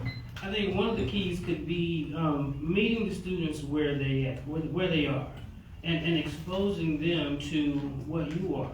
Participating with the students and giving them something that they can look forward to. When I worked with Dallas College and doing the master plans in each one of the communities, the looks that we saw when the communities came in were all akin to, how did you get up there? How did you get in that position? You're running the master plans, but when we then engaged with those same students, it gave them hope, it gave them future, it gave them exposure. And I think the exposure is key in any and all instances that then will attract students and help them stay in the classroom and stay the course. But mentorship, I think, is the underlying factor that's required so that people know where they're going and they have someone to talk to when they run into those dead ends. Thank you. All right, thank you. All right, so we understand that as a trustee that you are about the kids, focus on the kids, that's great. But it's just more than the kids that make it for college. So this is one of the questions that came from the audience. How will you focus on the faculty? What plans do you have to make sure the faculty thrive and are successful? So we'll begin with Ms. Rodriguez. So this is I got two answers to this. The first one is, I want to be a little bit more innovative about the way that we pay our faculty. If you are somebody who is very, very, very, very effective on your campus and you are getting students to completion, right? You're making sure that they are attaining their degree and getting a job. I want you to get paid more, right? If you are on the flip side ineffective and just there for the paycheck in the same way that the ISDs have found a way to incentivize their best teachers, I believe we should do that at Dallas College as well, and there's funding for that. The second part is to take care of faculty. I really want to make sure that we actually start to take their surveys that they're taking into consideration, using that data to back up some decision making. Currently, we don't have really anything to show for the fact that if professors are leaving or they're not happy, they're not satisfied, or anybody who works for the university or the college, that there's nothing really happening or no proof that there's anything happening because of that information. Thank you. Thank you. Back in 2008, I was awarded tenure at Southern University School of Architecture in Baton Rouge, Louisiana. And at that time, I was 28 years old. I thought that it was the greatest thing that I could have achieved at that time. And one of the things that attracted me and that I always remembered was the college gave me support. When I came in, they asked me, okay, young professor, what is it that you want to specialize in? And then they sent me to training for 3D modeling, environmental, real estate development, all of the things that I, of course, would have to teach. But the support that comes from the college's administration and the budget that allows them to begin to strive is important. Also, I'd like to open up the conversation about tenure, even at this level. Tenure is what that helps the creative process. It also helps faculty to continue to move and strive forward. Thank you. Thank you. So when I think about supporting faculty, I think about two aspects of it. One, what is the support that the faculty needs? And the second aspect of what are those challenges that are preventing any institution from helping and assisting the faculty? Currently, right now, in the 2023-2024 strategic plan that the board of trustees for Dallas College talks about the importance of the strive for to support the faculty. So as someone coming in new, I want to know, what does that look like? Where are we falling short? Because that is part of what they're currently supposed to be focused on. And so if faculty are not feeling supported, if they're not getting what they need, it's a conversation that needs to happen. Because if you don't have good, qualified, and faculty who are dedicated to the students are not going to feel welcome. And it's going to be even more harder, again, to get these students through. We want them to be successful. We want them to complete. And now with that HB, the House Bill 8 is even more important. Thank you. All right. Since we're holding individuals accountable, and thank you. We're holding individuals accountable. I just want to say one thing. Excellent job of speaking to the audience. You are doing a wonderful job when you answer your questions and not looking at me. If you are doing a great job looking at the audience and the camera, so I want to give you a hand for that. So keeping in light of holding individuals accountable, how would you approach the evaluation, or what is your evaluation process for evaluating the Dallas College chancellor's performance with student and teacher retention? And that begins with Mr. Anderson. Thank you. I think, again, the Chancellor's performance ties back to how much exposure he's giving to the students, the administration, the community, the faculty, and what kind of role he or she plays, and in this case, he, of course, in that matter.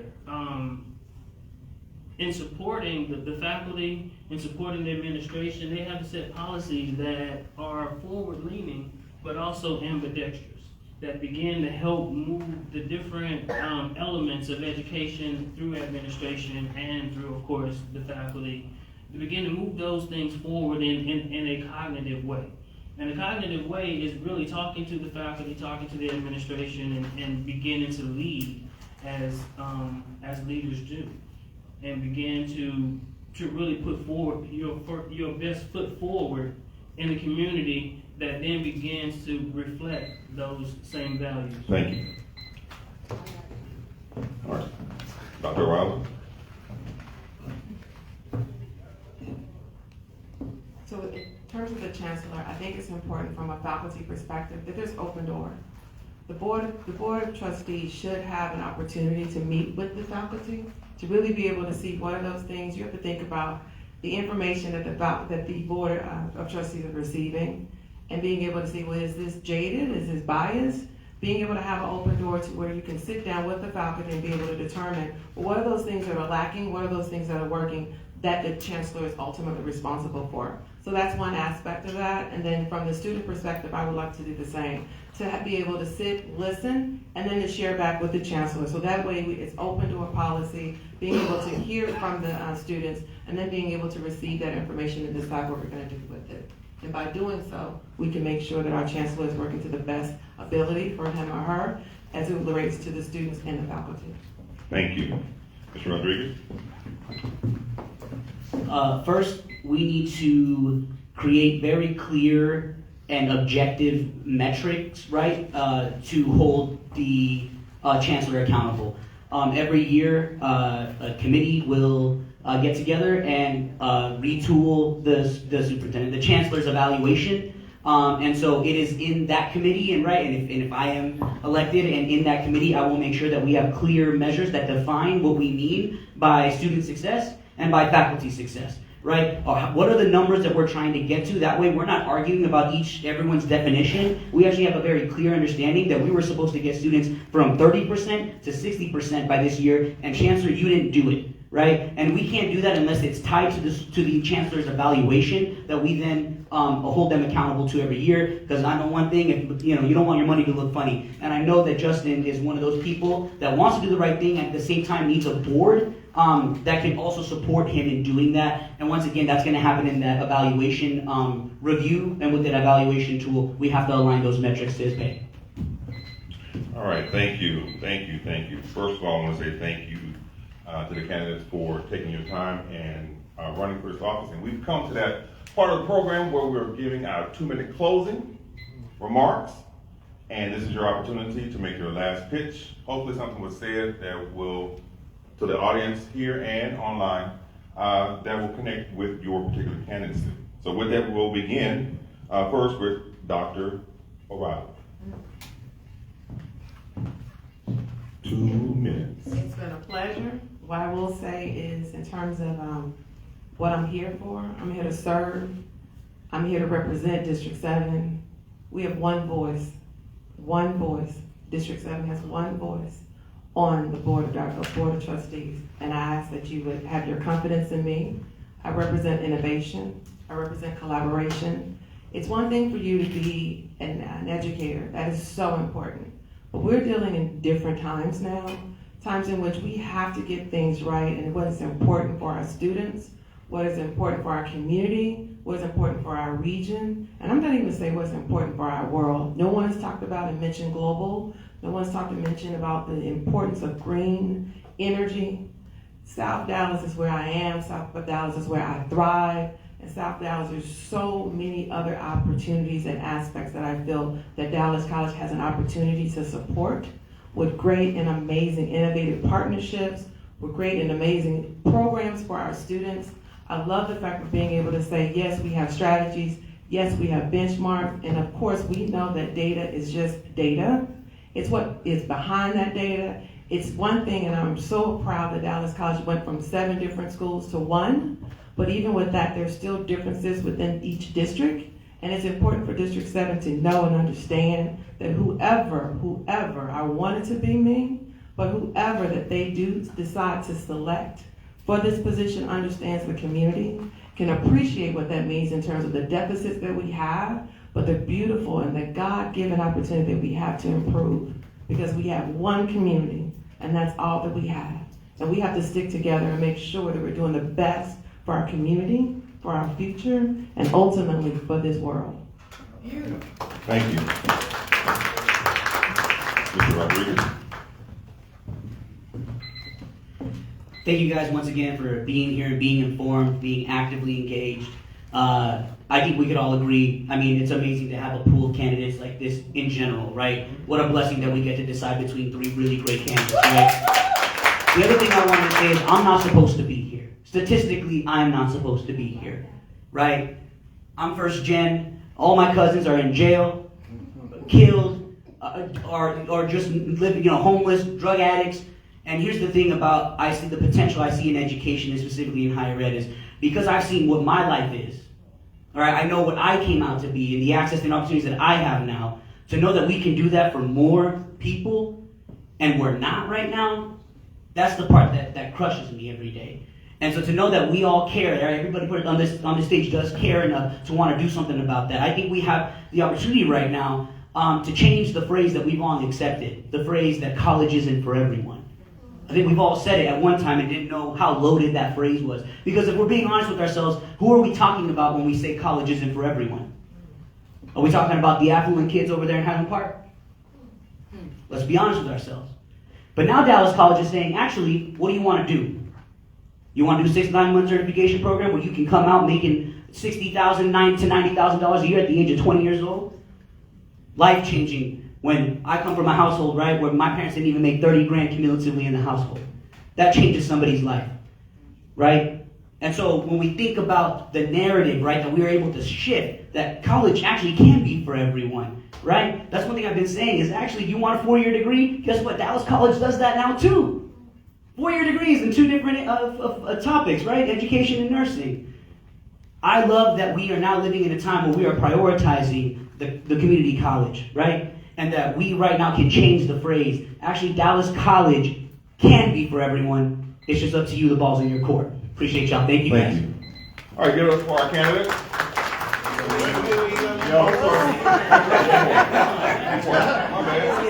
Oh, you Well, so Dallas College has the opportunity to be catalytic.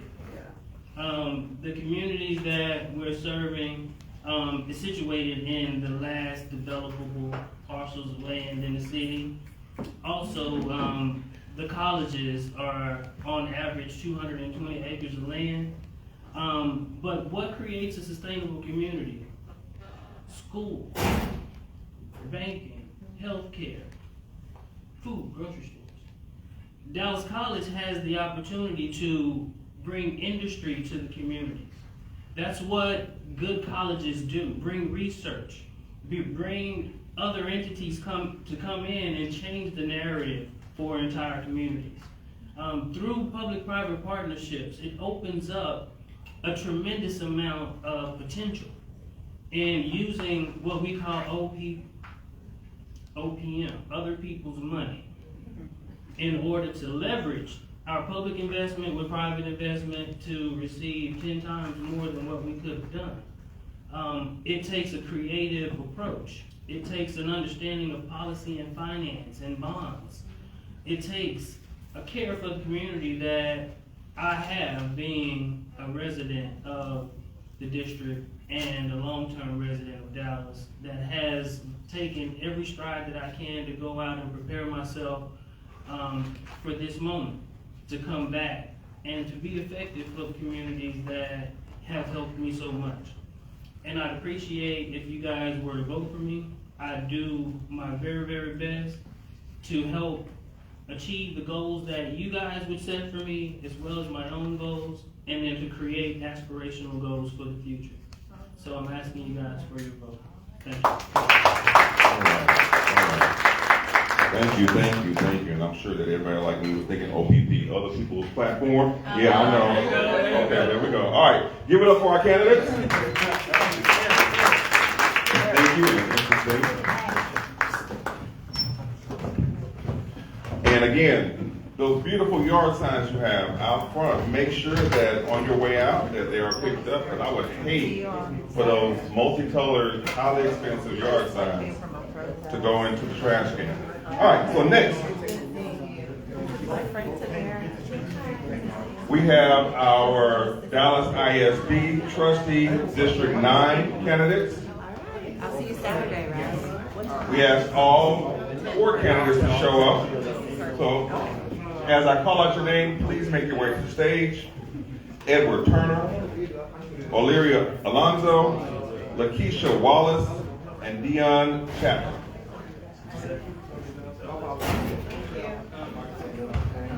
Turner, you first.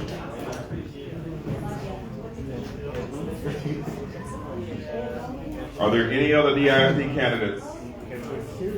District 9. In the audience? Yes. All right. Yeah. Restroom break, sorry. All right. Mr. Chapman? Yes, sir. Okay.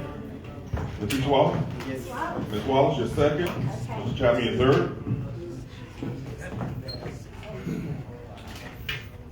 All right.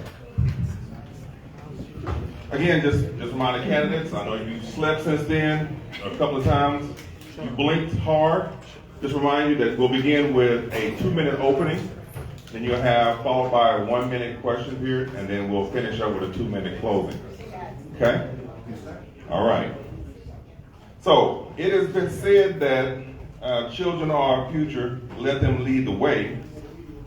But with them leading the way, we must have effective leadership to help them guide them in their directions. So what we have before you are 3 of the 4 candidates running for Dallas ISD Trustee District 9. With that, we'll begin with your 2-minute opening. Mr. Turner. Oh, and please, as you are answering your questions, again, the audience here and online would love to see your beautiful smiling face. And I'm sure that your social media team would love to be able to capture you on video so that you can use it in your promotion. So please speak to your audience and speak to the online audience as well. Thank you.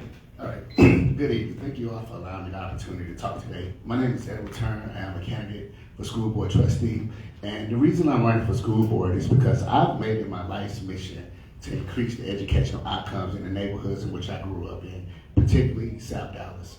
I am a product of DISD. I graduated from the great James Madison High School.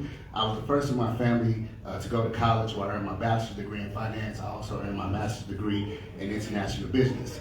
And while I do have a master's degree in international business, education is so critical to me because within my own family, both of my younger sisters are high school dropouts. And I see the impact that's happening in their lives. I see the impact that's going on in my life.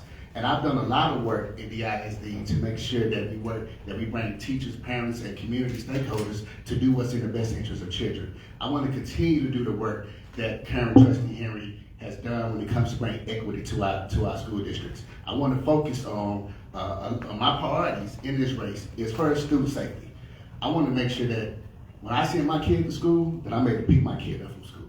I want to make sure that we expand early pre-K3, pre-K4, college and career readiness, but also understanding that we need to increase our job and trade programs for jobs that's going to prepare our students are going to get jobs that's above a livable wage. Support our teachers, supporting our staff support on the campuses, and more importantly, engaging the community. I am an advocate for community engagement, and I want to continue to engage the community on what issues that we're facing in DISD. I'm asking for your support. I'm asking you to vote for me on May 4th. May the 4th be with you. To vote for me and support for me because I'm always going to do what's in the best interest of kids. Thank you for your time. Thank you. Swallow. Hello, good afternoon, and thank you for having me tonight. My name is Lakeisha Wallace. I I'm also a graduate of the great James Madison High School, the class of 1987, that is. I've been in this community forever. I've been an advocate, a parent advocate, and a student advocate for over 30 years. My connection to the community, I went to Madison, my children went to Skyline. I also was a part of the Turning 12 program at Lincoln High School, but most of my years have been at Skyline. Most of my years have been at Billy E. Days. I've been in these trenches for a long time. I may not be very popular with a lot of people in the district or the community, but I've been doing the hard work. I've been laying the groundwork for a long time. I consider myself as being a trustee for quite a while. I get phone calls late in the night saying, Ms. Wallace, how do I do? What do I do? What policy? I've been doing this for a very long time. I didn't get a paycheck for it, haven't got one yet, but I still wake up, go, and be involved wherever I'm asked to go. I also have 4 children, of which I stated are also within the district. I'm graduating from Skyline. But listen, they all have degrees, all except one. He's making up his mind right now at Sam Houston University what he is going to get his degree in. I have 3 professionals. One is a professional football player. The other is also a coach at Skyline. He returned back to his community, and my daughter is a doula. I am a degreed individual from the University of Houston. I am invested in this community. I'm very much so invested in this district. I advocate for parents who can't speak for themselves. I advocate for children who can't speak for themselves. I am who you need in this district. I'm not afraid to stand up. I'm not afraid to ask tough questions, and I'm not afraid to represent this district. Thank you, and thank you for having me. Thank you. Mr. Chapman. Good evening, everyone. My name is Dayon Boulanger Chapman, and I want to thank you for giving me the time to speak in front of you. I am also a resident here in Dallas. I grew up here. I went to Booker T. Washington, is where I graduated from. And then I went off to start teaching. I've been teaching for the past 12 years. This is my life's work. This is not a hobby for me. This is what I aspire to do because I know that one day we won't be here. And I hope that the work that I have done will ripple way past when I'm not here. And so that's part of the reason why I'm in front of you today. Education is something that is so important to all of us. It touches everybody's lives. And so that's something that when you choose me, you choose a proponent, someone who is a proponent for education lifelong, not just from elementary to secondary through our post-secondary school, but lifelong until we're gone. We need to learn. And so that's something I take very seriously. As far as platform priorities, being a teacher, I have an inside track to what we do because I do it every single day. And to me, it makes a lot of sense to put someone who has that practical expertise on the board making decisions for our education. Put the educator in the education spot. It makes sense to me. And so when I look at those things, those are part of the reasons why I run. We got to make sure that our kids feel safe in our schools, that our teachers feel safe in our schools. They shouldn't have to take a pill to get out and get the courage to go into their workplace or to go and do their school studies. We got to fix this. And so, because I live this every day, I have insight on how we can fix that, how we can do policy to make sure that our kids and children are getting the best out of the 8 hours they spend on our campuses. So, we'll talk more about policy, but what you need to know is that when you vote for me, you vote for an educator, and an educator has all the education in the world, but it doesn't matter if we're not putting it in the right, if we're not using it effectively. And so I implore you, put the educator at the highest legislative body in Dallas so that we can make sure education stays the priority. Thank you. Thank you. Thank you. All right. I love this group because you all pretty much answered the first question I normally would ask. So either y'all were watching or you're just that smart. So we'll go with that then. We'll go with you're just that smart. All right. So let me ask this question then. Can you describe a recent policy change implemented by the board that you agreed with and one that you disagreed with? So we'll begin with Ms. Wallace. A recent policy change that I agree with or disagree with. Well, let me go back with, I was, a couple of years ago, parents and myself got together because we were having issues with the code of conduct. And the code of conduct at this particular time was actually expelling children at a very early age. We're talking pre-K through 3rd grade. So what we decided, and let me back up a moment. My degree is in criminal justice. I was a PO in Harris County when I received my degree from the University of Houston, and I worked at Harris County in addition to coming here to Dallas. And what I started to see on my caseload was students who were becoming younger and younger, even in adult probation. So we were advocating to change the policy on code of conduct for suspending children at an early age. I think building relationships with children and parents and finding out the root to what's actually going on instead of dismissing and removing them from a classroom is most vital. Thank you. Mr. Chapman. There are a couple policies that I feel good about and that I don't feel good about. The first I want to start with that I don't feel the best about, and it's a controversial policy, but our TEI program. That's something that we specifically can look at in our district. That the board has all the power in the world when we look at policy as far as TEI and how we incentivize our teachers. And let's be real, we can have all the interventions in the world, we can have the best software, the best tools, the best facilities. If we don't have a teacher in that room, what's going to happen? So that's one spot where I feel like we must take especially good credence on making sure teachers are well taken care of because they are the caretakers of our babies. On top of that, we've got to make sure when we talk about drugs, administrators are not hand-shackled with policy that does not allow them to appropriately dole out consequences or redirection that is effective on their campus. We should not be worried about statistics and data numbers when we're dealing with discipline about drugs. It's dirty all the way around. We just got to make sure we address it in a way that's equitable.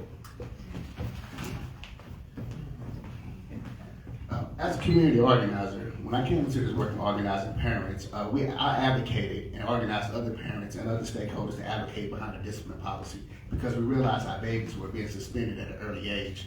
So by working with the current trustees, I looked up the data, I did the research, and brought it to the district and said, listen, you are disproportionately suspending younger kids, which is leading to the school-to-prison pipeline. From my work in organizing parents, a discipline policy came about. Now we have kids in the classroom. We have not only just keeping them in the classroom, but also teaching kids the positive behavior interventions where kids are learning about conflict resolution, how to deal with their issues, how to tackle their problems, and keep the kids in the classroom so they can learn from their mistakes. That's more of a proactive approach. And once I become trustee, I want to continue to look at whatever policies that are creating barriers for our kids, for our teachers, and change those policies to do what's in the best interest of kids, as well as the ones who are teaching and supporting our kids. Thank you. Thank you. All right. As we get closer to the questions from the audience, I ask our members online, audience members online, if you have any questions, please submit your questions as we will ask our candidates here on stage, as well as our audience members are warming up to ask questions. I'll shake the head. Yeah, all right, man. Thank you very much. Appreciate that. All right. So before that, I have one more question I want to ask. As a trustee, what strategies does the board employ to mitigate the impact of budget cuts on their educational outcomes? We know that the state of Texas does not want to fund public education. So what strategies as a board member would you employ to mitigate those impact on budget cuts and reduction of teachers and school closure? So we'll begin with Mr. Chapman. Working inside of the schools for so long, you start to see the ins and outs of how policy affects the classroom. And so, to that end, my strategy would be much in line with our current superintendent, and we're thinking that it's very smart to look at taking away redundancies. Things that are produced across the district where we can consolidate. What I mean is if we're offering a class at 7 campuses that have low enrollment, why don't we consolidate that down to 1 or 2 campuses with some busing? That's one spot. Also, looking at redundancies in our jobs. We have positions that are not filled right now, and that's counting across our books. Well, let's go ahead and just eliminate those positions because they're not filled anyway, siphon those responsibilities to another spot, and then that way we don't have to worry about cutting someone else's job because there's no job there anyway. We're being smart about our allocations. And so those are 2 simple-ish ways that we can look at practically cutting the budget without cutting people. Thank you. Mr. Turner. The fact of the matter is, the state of Texas is doing not a good job at all in funding education. And with DISD, we know that there's going to be nearly a $30 million shortfall. So we have to start looking at outside resources from philanthropy to grants, federal dollars to come in and fill the gaps. Also, we do not need to move any dollars from the classroom. We want to keep all our dollars on the school. We need to look at maybe what's going on, cut some fat there in the middle, a lot of high-paid positions that are being filled, and we need to cut the budget over there. But what we do not need to do is cut funding on who are the ones that touch our babies. And I say it like that, but the ones who are in the classroom that are educating our kids, those budgets do not need to be cut whatsoever. So once I'm trustee, I'm going to advocate for making sure we fund our schools equitably, and that we cut the fat where the fat needs to be cut, and that we go find outside resources to come in and fill the gaps where we need to fill the gaps. Thank you. Swallow. Personally, I've always thought the district was a little top-heavy. No pun intended. I think we do need to look at those positions that we have at the top, and then I think we need to use our resources that we have, such as real estate. If we have land, if we have property, instead of looking at it as a shortfall, how can we increase our income? How can we increase our funding so we can support our own schools? In addition to that, what about bringing in outside sources? Sports is a multi-trillion-dollar business. Why aren't we utilizing our sporting facilities? Renting them out, making them available, utilizing them in a way they can make a profit for us. We need to look at alternative sources for income. Don't look at it as a glass being half full. Look at it in a different direction. Let's bring in money, even if we know we're going to have a loss. We can still make more money to cover our expenses. And if we're going to be losing teachers, I understand we're slated to lose about 113 teachers, 75 plus AP. We need to look at that. All right, so we'll open up this time for questions from the audience. Please, if you would make your way to my right. Ooh, yes, that's what I'm talking about. All right. Open mic. Open mic night.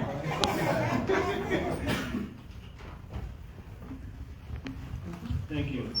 So my name is Jasmine Anderson, and I've got two questions. One of them related to Dallas College and Early College High School. There's been tremendous effort in aligning those programs with all of the schools. However, to my understanding, the completion rate has not been what we wanted it to be. Are there efforts that you can share with us that you would employ, provided you're afforded the opportunity as a trustee, that would help mitigate that? Secondly, is a... Well, that's the question. Everybody understand the question? Yes. All right. We'll start with Mr. Turner. So, but you're absolutely correct, right? We do have our P-TECH programs in partnership with Dallas College, and we need to expand that. But what DISD is not doing a good job of is marketing our programs all the way down to the elementary level, to the middle school, to the elementary level, so they can know that these programs exist. And not only just the P-TECH programs, but the trade programs. Dallas College has a lot of opportunities that they can provide for our residents here in Dallas. Right, and plus, if we keep our kids in Dallas College, that keeps our talent right here in Dallas. And that increases our revenue right here in Dallas with the talent that we have in Dallas. So we have to do a job in marketing and promoting our P-TECH programs, our TTE programs, all the way down to the elementary level, so they can know that these programs exist and they can have a vision for seeing that I can one day be in this position and have a job that pays an above a livable wage, and I don't have to go out and sell drugs. Thank you. Ms. Wallace. From a personal perspective, my son attended a P-TECH program. On the college side, he was great. On the comprehensive side, he was missing credits, not due to graduate. So he would have received a college degree, but not a high school diploma. So I don't think we need to look at marketing. We need to go back and evaluate the processes of it being implemented properly. I am a product of El Centro Community College. I left high school, James Madison, and went into El Centro. Greatest thing ever happened to me. And if we can get kids to sign up for Texas Promise, so let's take it one step further and offer them free funding to go to school, which they do through Texas Promise, but let's see what we can do to mitigate why they don't continue after that. That's very important. What happens from the beginning to the end? Unlike a lot of our kids that don't graduate, they start school but don't end school. We need to look, let's just roll it back, take a different approach, and look at what is the actual problem that they can't complete this process of education that we're in the business of. Thank you. Mr. Chapman. Again, having a classroom perspective puts me at an advantage. I will disagree with my first opponent in that I don't believe it's about marketing. I believe it's about discernment. Your question was, how do we get these students to completion? And the problem that we're having in a lot of our ISDs who work with the Dallas County Promise, Garland included, is that we're very excited about putting everybody in this program.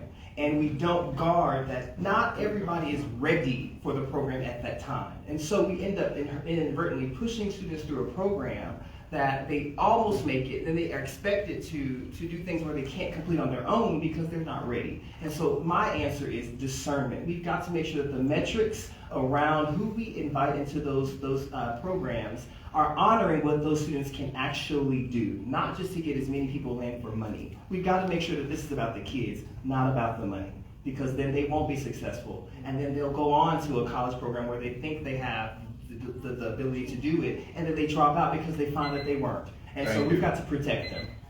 Thank you. Thank you. Cool. Hello, everyone. My name is Anthony, and my question is regarding student safety in the schools. So since the rise of social media and how easily accessible it has become for the majority of children in schools, what are some of your plans into addressing cyberbullying and bullying in general in DISD schools, considering there have been reported cases recently of principals not doing enough to address these issues? All right, anybody have any question? Got it. All right. Ms. Wallace. As a parent advocate, ding, ding, ding, ding, ding. This is me right here. This is what we've dealt with in our schools and in our communities for quite a while now. I pulled my emails last night. I've been at school board meetings for the last 15 years talking about safety and well-being of our students. This is a major issue, not just at Wilma Hutch. We all know what happened this weekend. A kid, Dad said it perfectly, clear backpack, wands, the metal detectives, supervisors, you name it, security and police, but what happened? Until we learn how to address these students in a way and meet them where they are, you said it earlier, we have to get down to where these kids understand conflict resolution. How can I resolve my issue with you without pulling out a gun, having to think that that's the best way to solve it by shooting or trying to cause harm to you? 48% of our kids that go to school are afraid to go into a building. They are scared. They are afraid. That is according to the survey that was received by the district. Thank you. Mr. Chapman. So when we address this issue, the first thing I want to say is that we've got to address it from a student emotional learning approach. We've got to address their social and emotional learning because this is a social issue. And so as teachers and administrators, our job is going to be making sure we rally around those students to show them that you need to have a support system. When you're not in your home space, you've got to have a support system that helps you operate in society. That's the first part of engaging their social emotional learning. And then we've got to show our students and our community that we're connected. These issues don't just stop when the kids enter the front door of the school or when they leave and go home. We've got to show that these things cross paths and we are there with them, whether it's at home or at school, to be their support system to get them through these social issues that are very real. Thank you. Thank you. Mr. Turner. Yeah, as you see, my number one priority is student safety because, as we all know, kids can be mean, right? My daughter has dealt with bullying, and she's 13 years old. But also, we have to think about that the school can only do so much. This starts at home. We have to keep in mind that these kids that are bringing these guns to school, they're watching this on cell phones, they're watching the music videos, and every time you see a rap video, what do you see? They're talking about killing one another. And these kids have this same mindset that they bring to school. And the teachers, yes, we try to focus on social, emotional learning, but we have to also go into partnership and let these families know nobody wants their kid buried. Nobody wants their kid to go to a funeral. So they need to understand what are the real consequences behind their action, because you better believe that there's a system designed to put them in prison. if they continue this behavior. So we have to educate not only these kids what's the consequences, but we have to let these parents know what are the real consequences when your child decides to be a bully. And you as a parent, if you're teaching your child bully behavior, you too will go to jail. You see what just happened up north. Thank you. Well, this thing on fire tonight. As a group born and raised in South Dallas, I have a two-part question. My first question is how long you been living in District 9? And two, who are some of the folks that you've been working with in the last 4 years in District 9? Not just South Dallas, but across the district, in District 9 in particular, community partners in District 9. Thank you. Anybody understand the question? Yes. All right. Mr. Chapman? Well, this question puts me at a slight disadvantage. I am the newest candidate to District 9. I moved here just 2 years ago from District 13, Dallas District 13, which is where I had my roots. And so to answer your question, in the short time that I've been here, my network is vast. Just because I didn't live in this district doesn't mean I'm not a part of Dallas. I serve as, obviously a teacher, which gets me connected, but I have a big connection with the Dallas Symphony Chorus, and I also have a connection with our other teacher groups in Dallas. And so what's important here is that when we look at community connection, it's not about just organizing, it's about the everyday, day-to-day. And so that's something that I've been a part of since I started, since I graduated, because this place means everything to me. This is where I live. And so I guess my short answer is every single day that I moved here, that's what my connection is being, that's what my work is being doing. Thank you. Thank you. All right, Mr. Turner. I grew up right here in the heart of South Dallas. I still live in the heart of South Dallas. I live right on the same street which I was born and grew up on. I've been involved. I've been on Days SBDM. I've been on Burleson SBDM.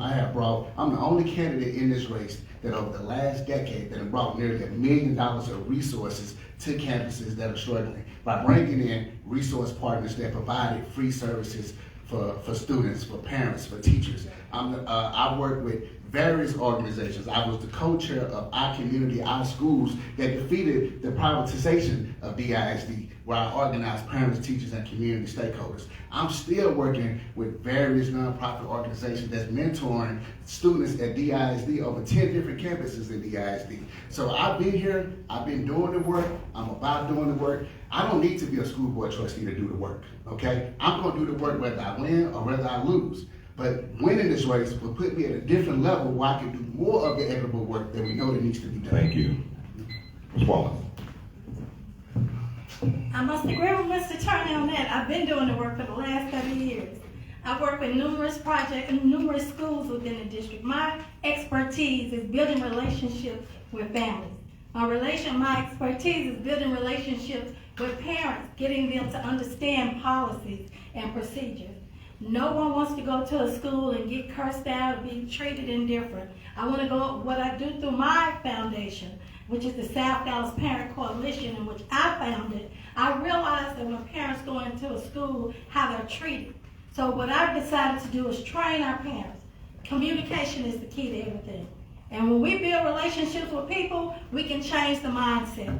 I've served on so many SBDMs, guys, I can't even remember.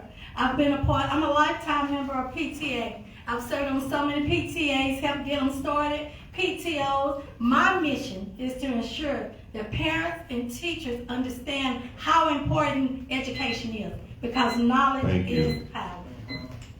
All right.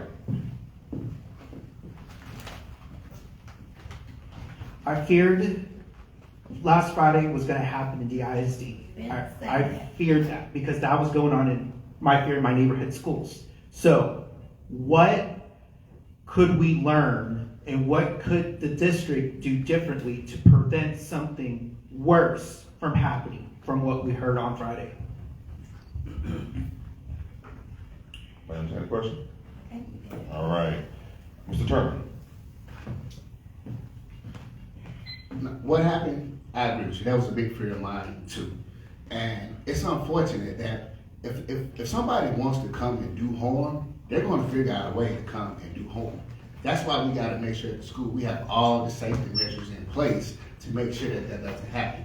random backpack checks, locker checks, whatever it is, they need to come up with a plan. But the thing that was really concerning for me was the communication to parents. The time that it took for parents to be notified about what was happening, what was going on. And I know some people say, well, you should go up there. If that's my baby, and you got a school shooting, I'm the first person up there, okay? You're not gonna make me sit and wait until I find out, because I want to know what's going on. We could have done a better job in communicating with the parents about what's going on with the school, giving them a status update, and so they can at least have some little bit of relief on what's going on and the status of their babies. I'm happy the shooter got caught. It's unfortunate someone got hurt, but we got to do a better job of communicating. Ms. Wallace. At Skyline High School, we've become proactive. We've seen this for quite a while. Skyline is the largest high school in Dallas, DISD. Over 300,000 square feet, I think 130 doors. And we've feared this for the last 15 plus years.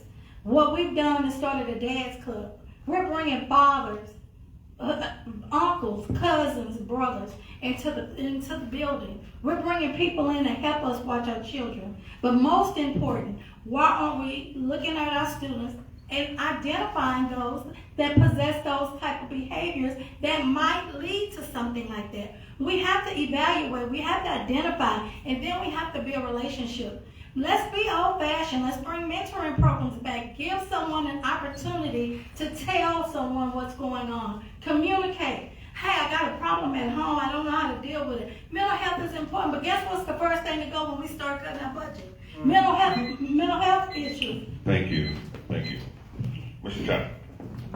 So as we talk about this issue, a couple things. Anonymous alerts. This is a program and app that is used in a lot of our ISDs that give everybody on the campus the same opportunity to report any suspicious activity, regardless of how serious or unserious it might be. And so we've got to make sure that everyone is aware and cognizant and trained so that they know in any type of situation, go to that app, because it's the first step line of defense for our campuses.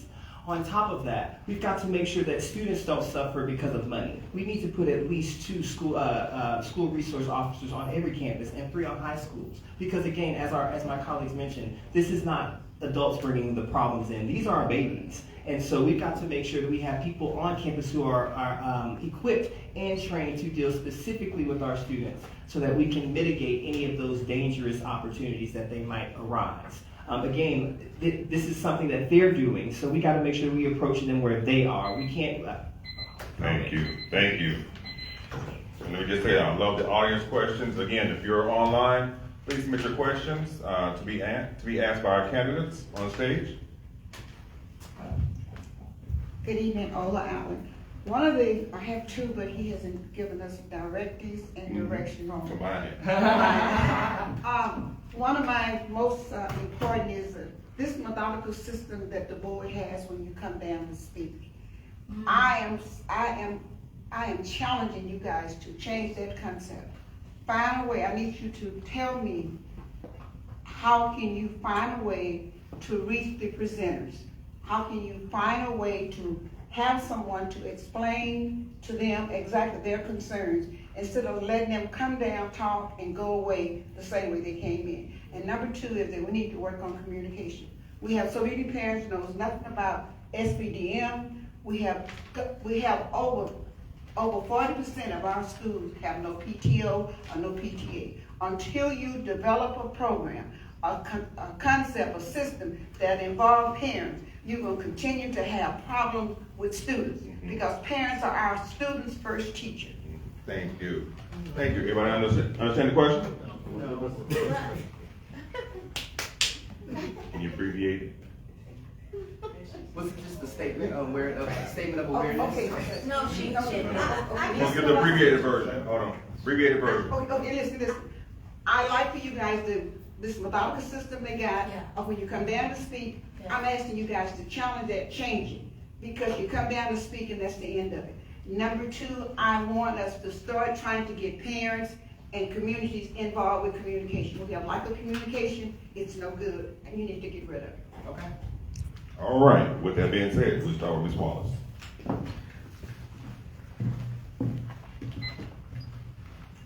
sometimes embarrassed as a parent to go to a board meeting. Because what I hear are other people from the community saying the same thing over and over and over. I heard one lady say at her school, she's been coming for 20 years. I know she's not lying, because I've been going for about 15. What I want to do is to make sure that my colleagues in District 9, they don't have to come down and speak. I'm going to already be available to them in the community. Not just on a monthly basis, but I'm talking about if it's necessary, bi-weekly or weekly. My goal is to establish a relationship with those parents who feel like they don't have a voice in the district. Those kids that are disruptive in the district, or those kids that need someone else in addition to. I want to be that voice. So when you come up to speak in D9, I want them to already have their issues resolved because they've already communicated with me and we've already met a resolution. Mr. Chairman. I think to answer your question, it would be consistency, and what I mean by that is, in opposition to what my colleague just said, I would hold these town hall meetings on a monthly basis, because having that consistency, having that, I know I'm going to be able to talk to my council member, I'm going to be able to talk to my trustee the third Thursday of the month. Having that consistency will build some type of relationship, and so that's the first step on that. I think it's very important that we are accessible. On top of that, I'm a teacher. I love talking. I talk a lot. I do it for a living. And so being able to have someone who is not foreign to the idea of communicating with a large or small group of people is integral to this part, because we're electing a community member to the highest legislative body in our educational system. And so I think it's very important that we have that consistency in communication so that we can build that relationship. Thank you. Thank you. Mr. Turner. As a community organizer, I've done a lot of work in helping schools build their PTAs, build their PTOs, build their SBDMs, and increase parental involvement and parental engagement on DISD campuses. And I've been very, very successful by doing so, by creating opportunities for how do parents communicate with everyone. How do we have something for every parent? How do we have something for a special group of parents? And then how do you have something for that top tier parents that you know that everyone is going to listen to? And then you said coming to the board. When people come to the board there in D9 and they have an issue, I'm going to immediately follow up with that person. I'm going to have a conversation with that person. I'm also going to have community meetings throughout my district. I want to make sure that every school in my district have a full functioning PTO and a full functioning SBDM, and I would not be satisfied until that happens. And I will hold the district accountable, and whoever else needs to be held accountable to make sure that we have that. Because if we don't have involved parents, we don't have a full functioning SBDM, I can guarantee you it's a highly chance that we have a struggling school. Thank you. Good evening, everybody. I know a couple of people up there pretty well, and I have a shocking question to ask everybody. I was at a school, I go to all school board meetings, as a matter of fact, okay? All of them. A student, James Madison, came to the school board and said to the school board, to a principal that said to her, you be like your mother, you be lying on your back. I repeat this. A principal allegedly said to a student at the school board meeting, you be like your mother, you be lying on your back. I said this to people outside the school board meeting, they've been shocked about this, okay? What would you do about this, to straighten out the school board or the administration to have this principal looked at and maybe fired or suspended or what? I don't know whatever happened, but I thought she was fired, but she was rehired or something back at the school. They know what I'm talking about. Thank you. Thank you. Thank you. You want to understand the question? Yeah. All right. Mr. Chapman. In instances like this and other like instances, it's important that we understand clarity and boundaries. Every employee of Dallas ISD has our name on them, and so we want to make sure that they comport themselves in a way that is honorable to that name.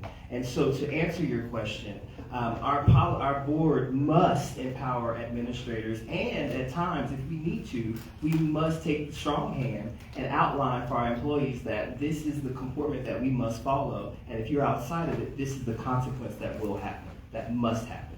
That way, we have no gray lines or gray space about what we should and shouldn't be doing, because things like that shouldn't happen in a setting like that. So just being clear and concise about how we communicate and what our expectations should be for all of our employees, I think is the way to nip something like that in the bud. We can't be comfortable. We've got to be clear. Thank you. Thank you.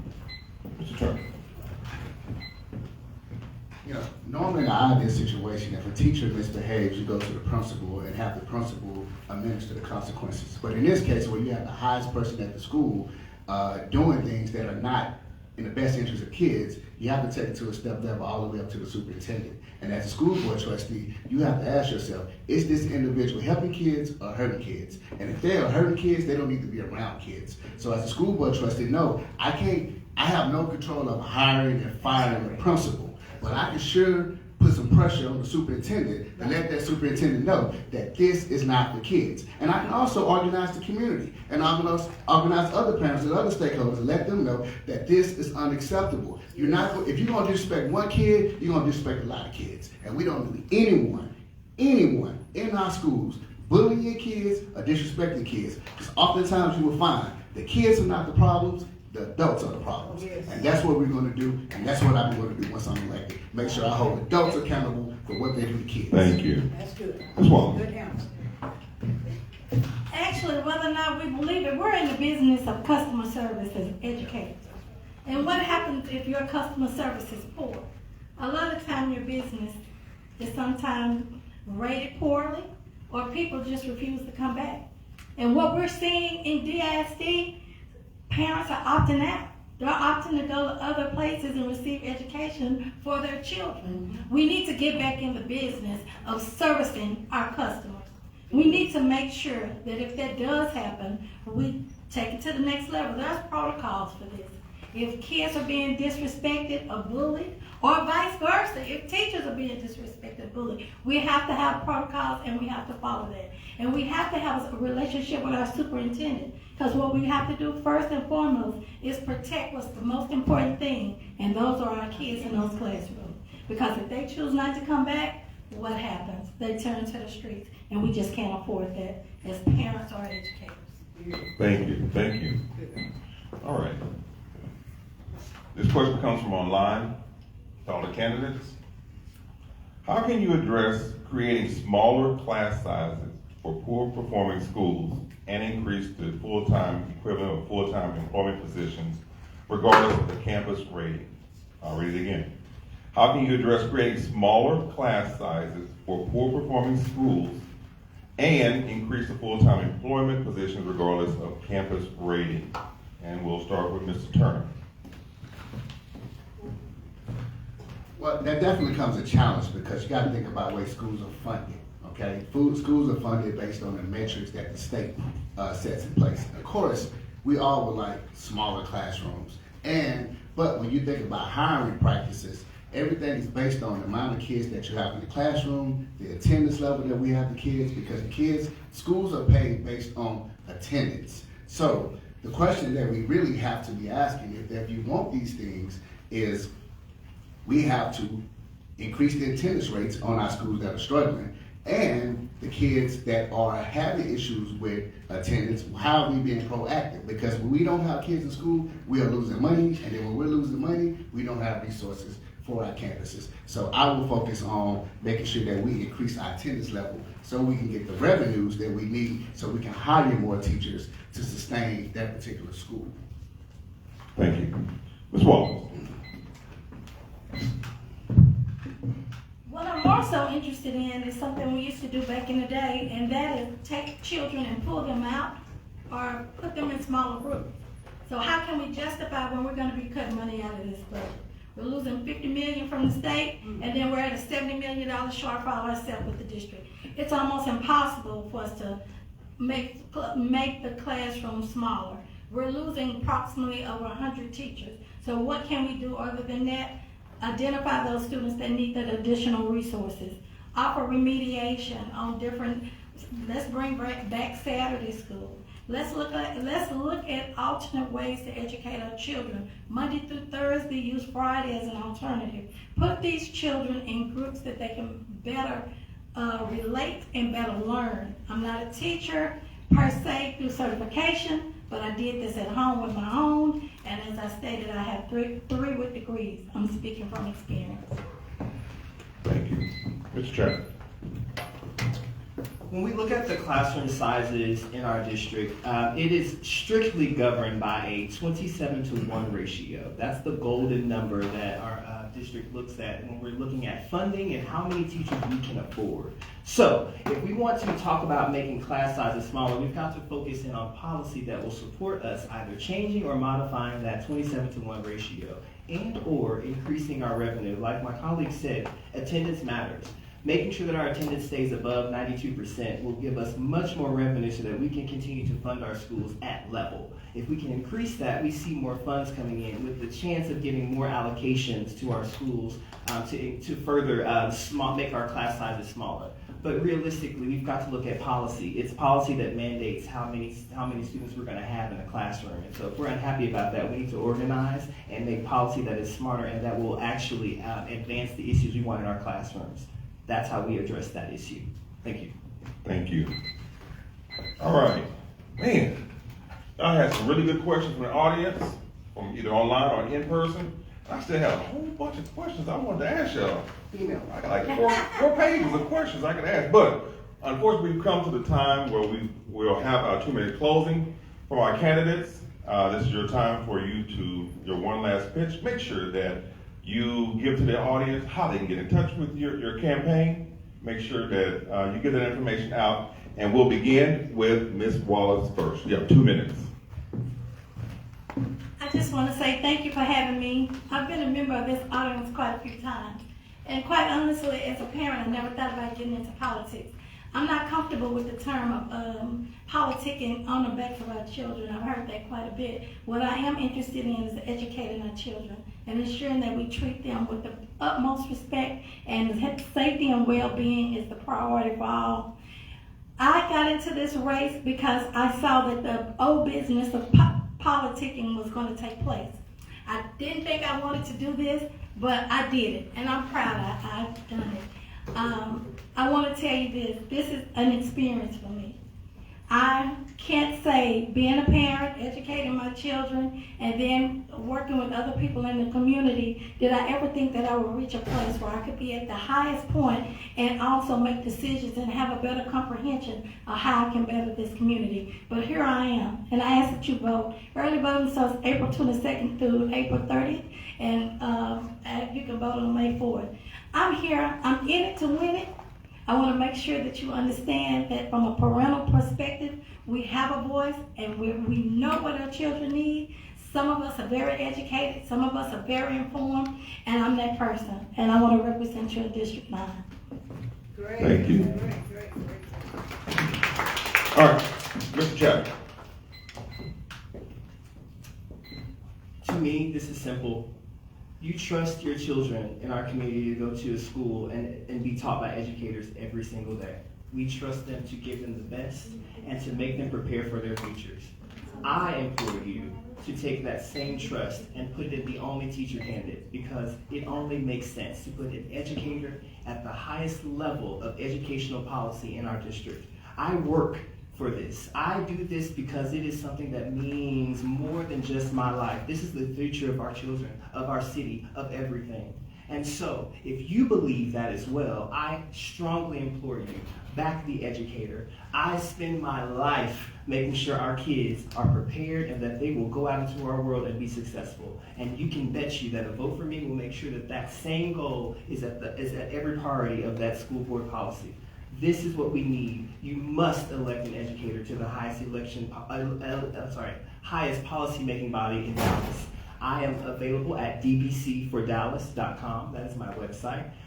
Please, you'll see my signs all over the place. Reach out to me. I have a big, vast network of teachers who I work with. And so again, when you vote for me, you're not just voting for this one educator. You're voting for us all. We work hard for you and your kids every day. Let me continue that work on the board. Thank you. Thank you. Mr. Turner. I'm a product of Dallas ISD. I'm a graduate of Great James Madison High School, like I mentioned before. I'm the first in my family to go to college. I came back to this community, saw it in dire need. I started doing the work to increase better outcomes at our school. I'm the only candidate in this race that started to help start our community, our schools, where you brought AFT, NEA, the Teachers Union, other nonprofit churches together to defeat the privatization of our education system.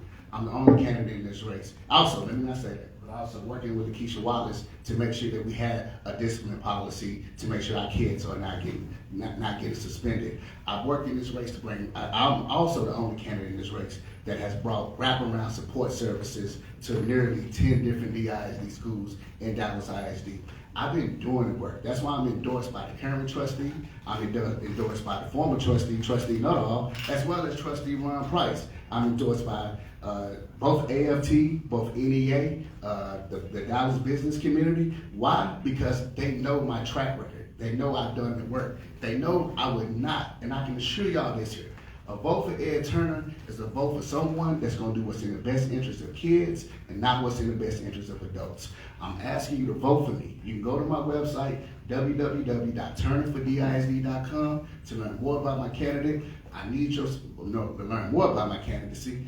I need your support. I need you to vote for me. Election day is May 4th. Again, my resume shows that I am the most qualified person to be at their board because I am a collaborator.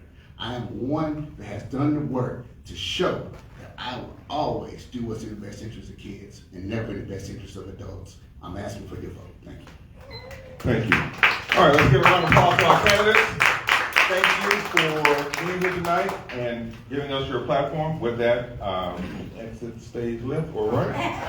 All right, everybody else, remember, we have not only, how many elections in May? Two. First one, May 4th. May 28th. And May 28th. Early voting for May 4th begins April 22nd through the 30th. All right. With that being said, until we meet again next Monday Night Politics, thank you for coming out. Thank you online for being with us. See you next time.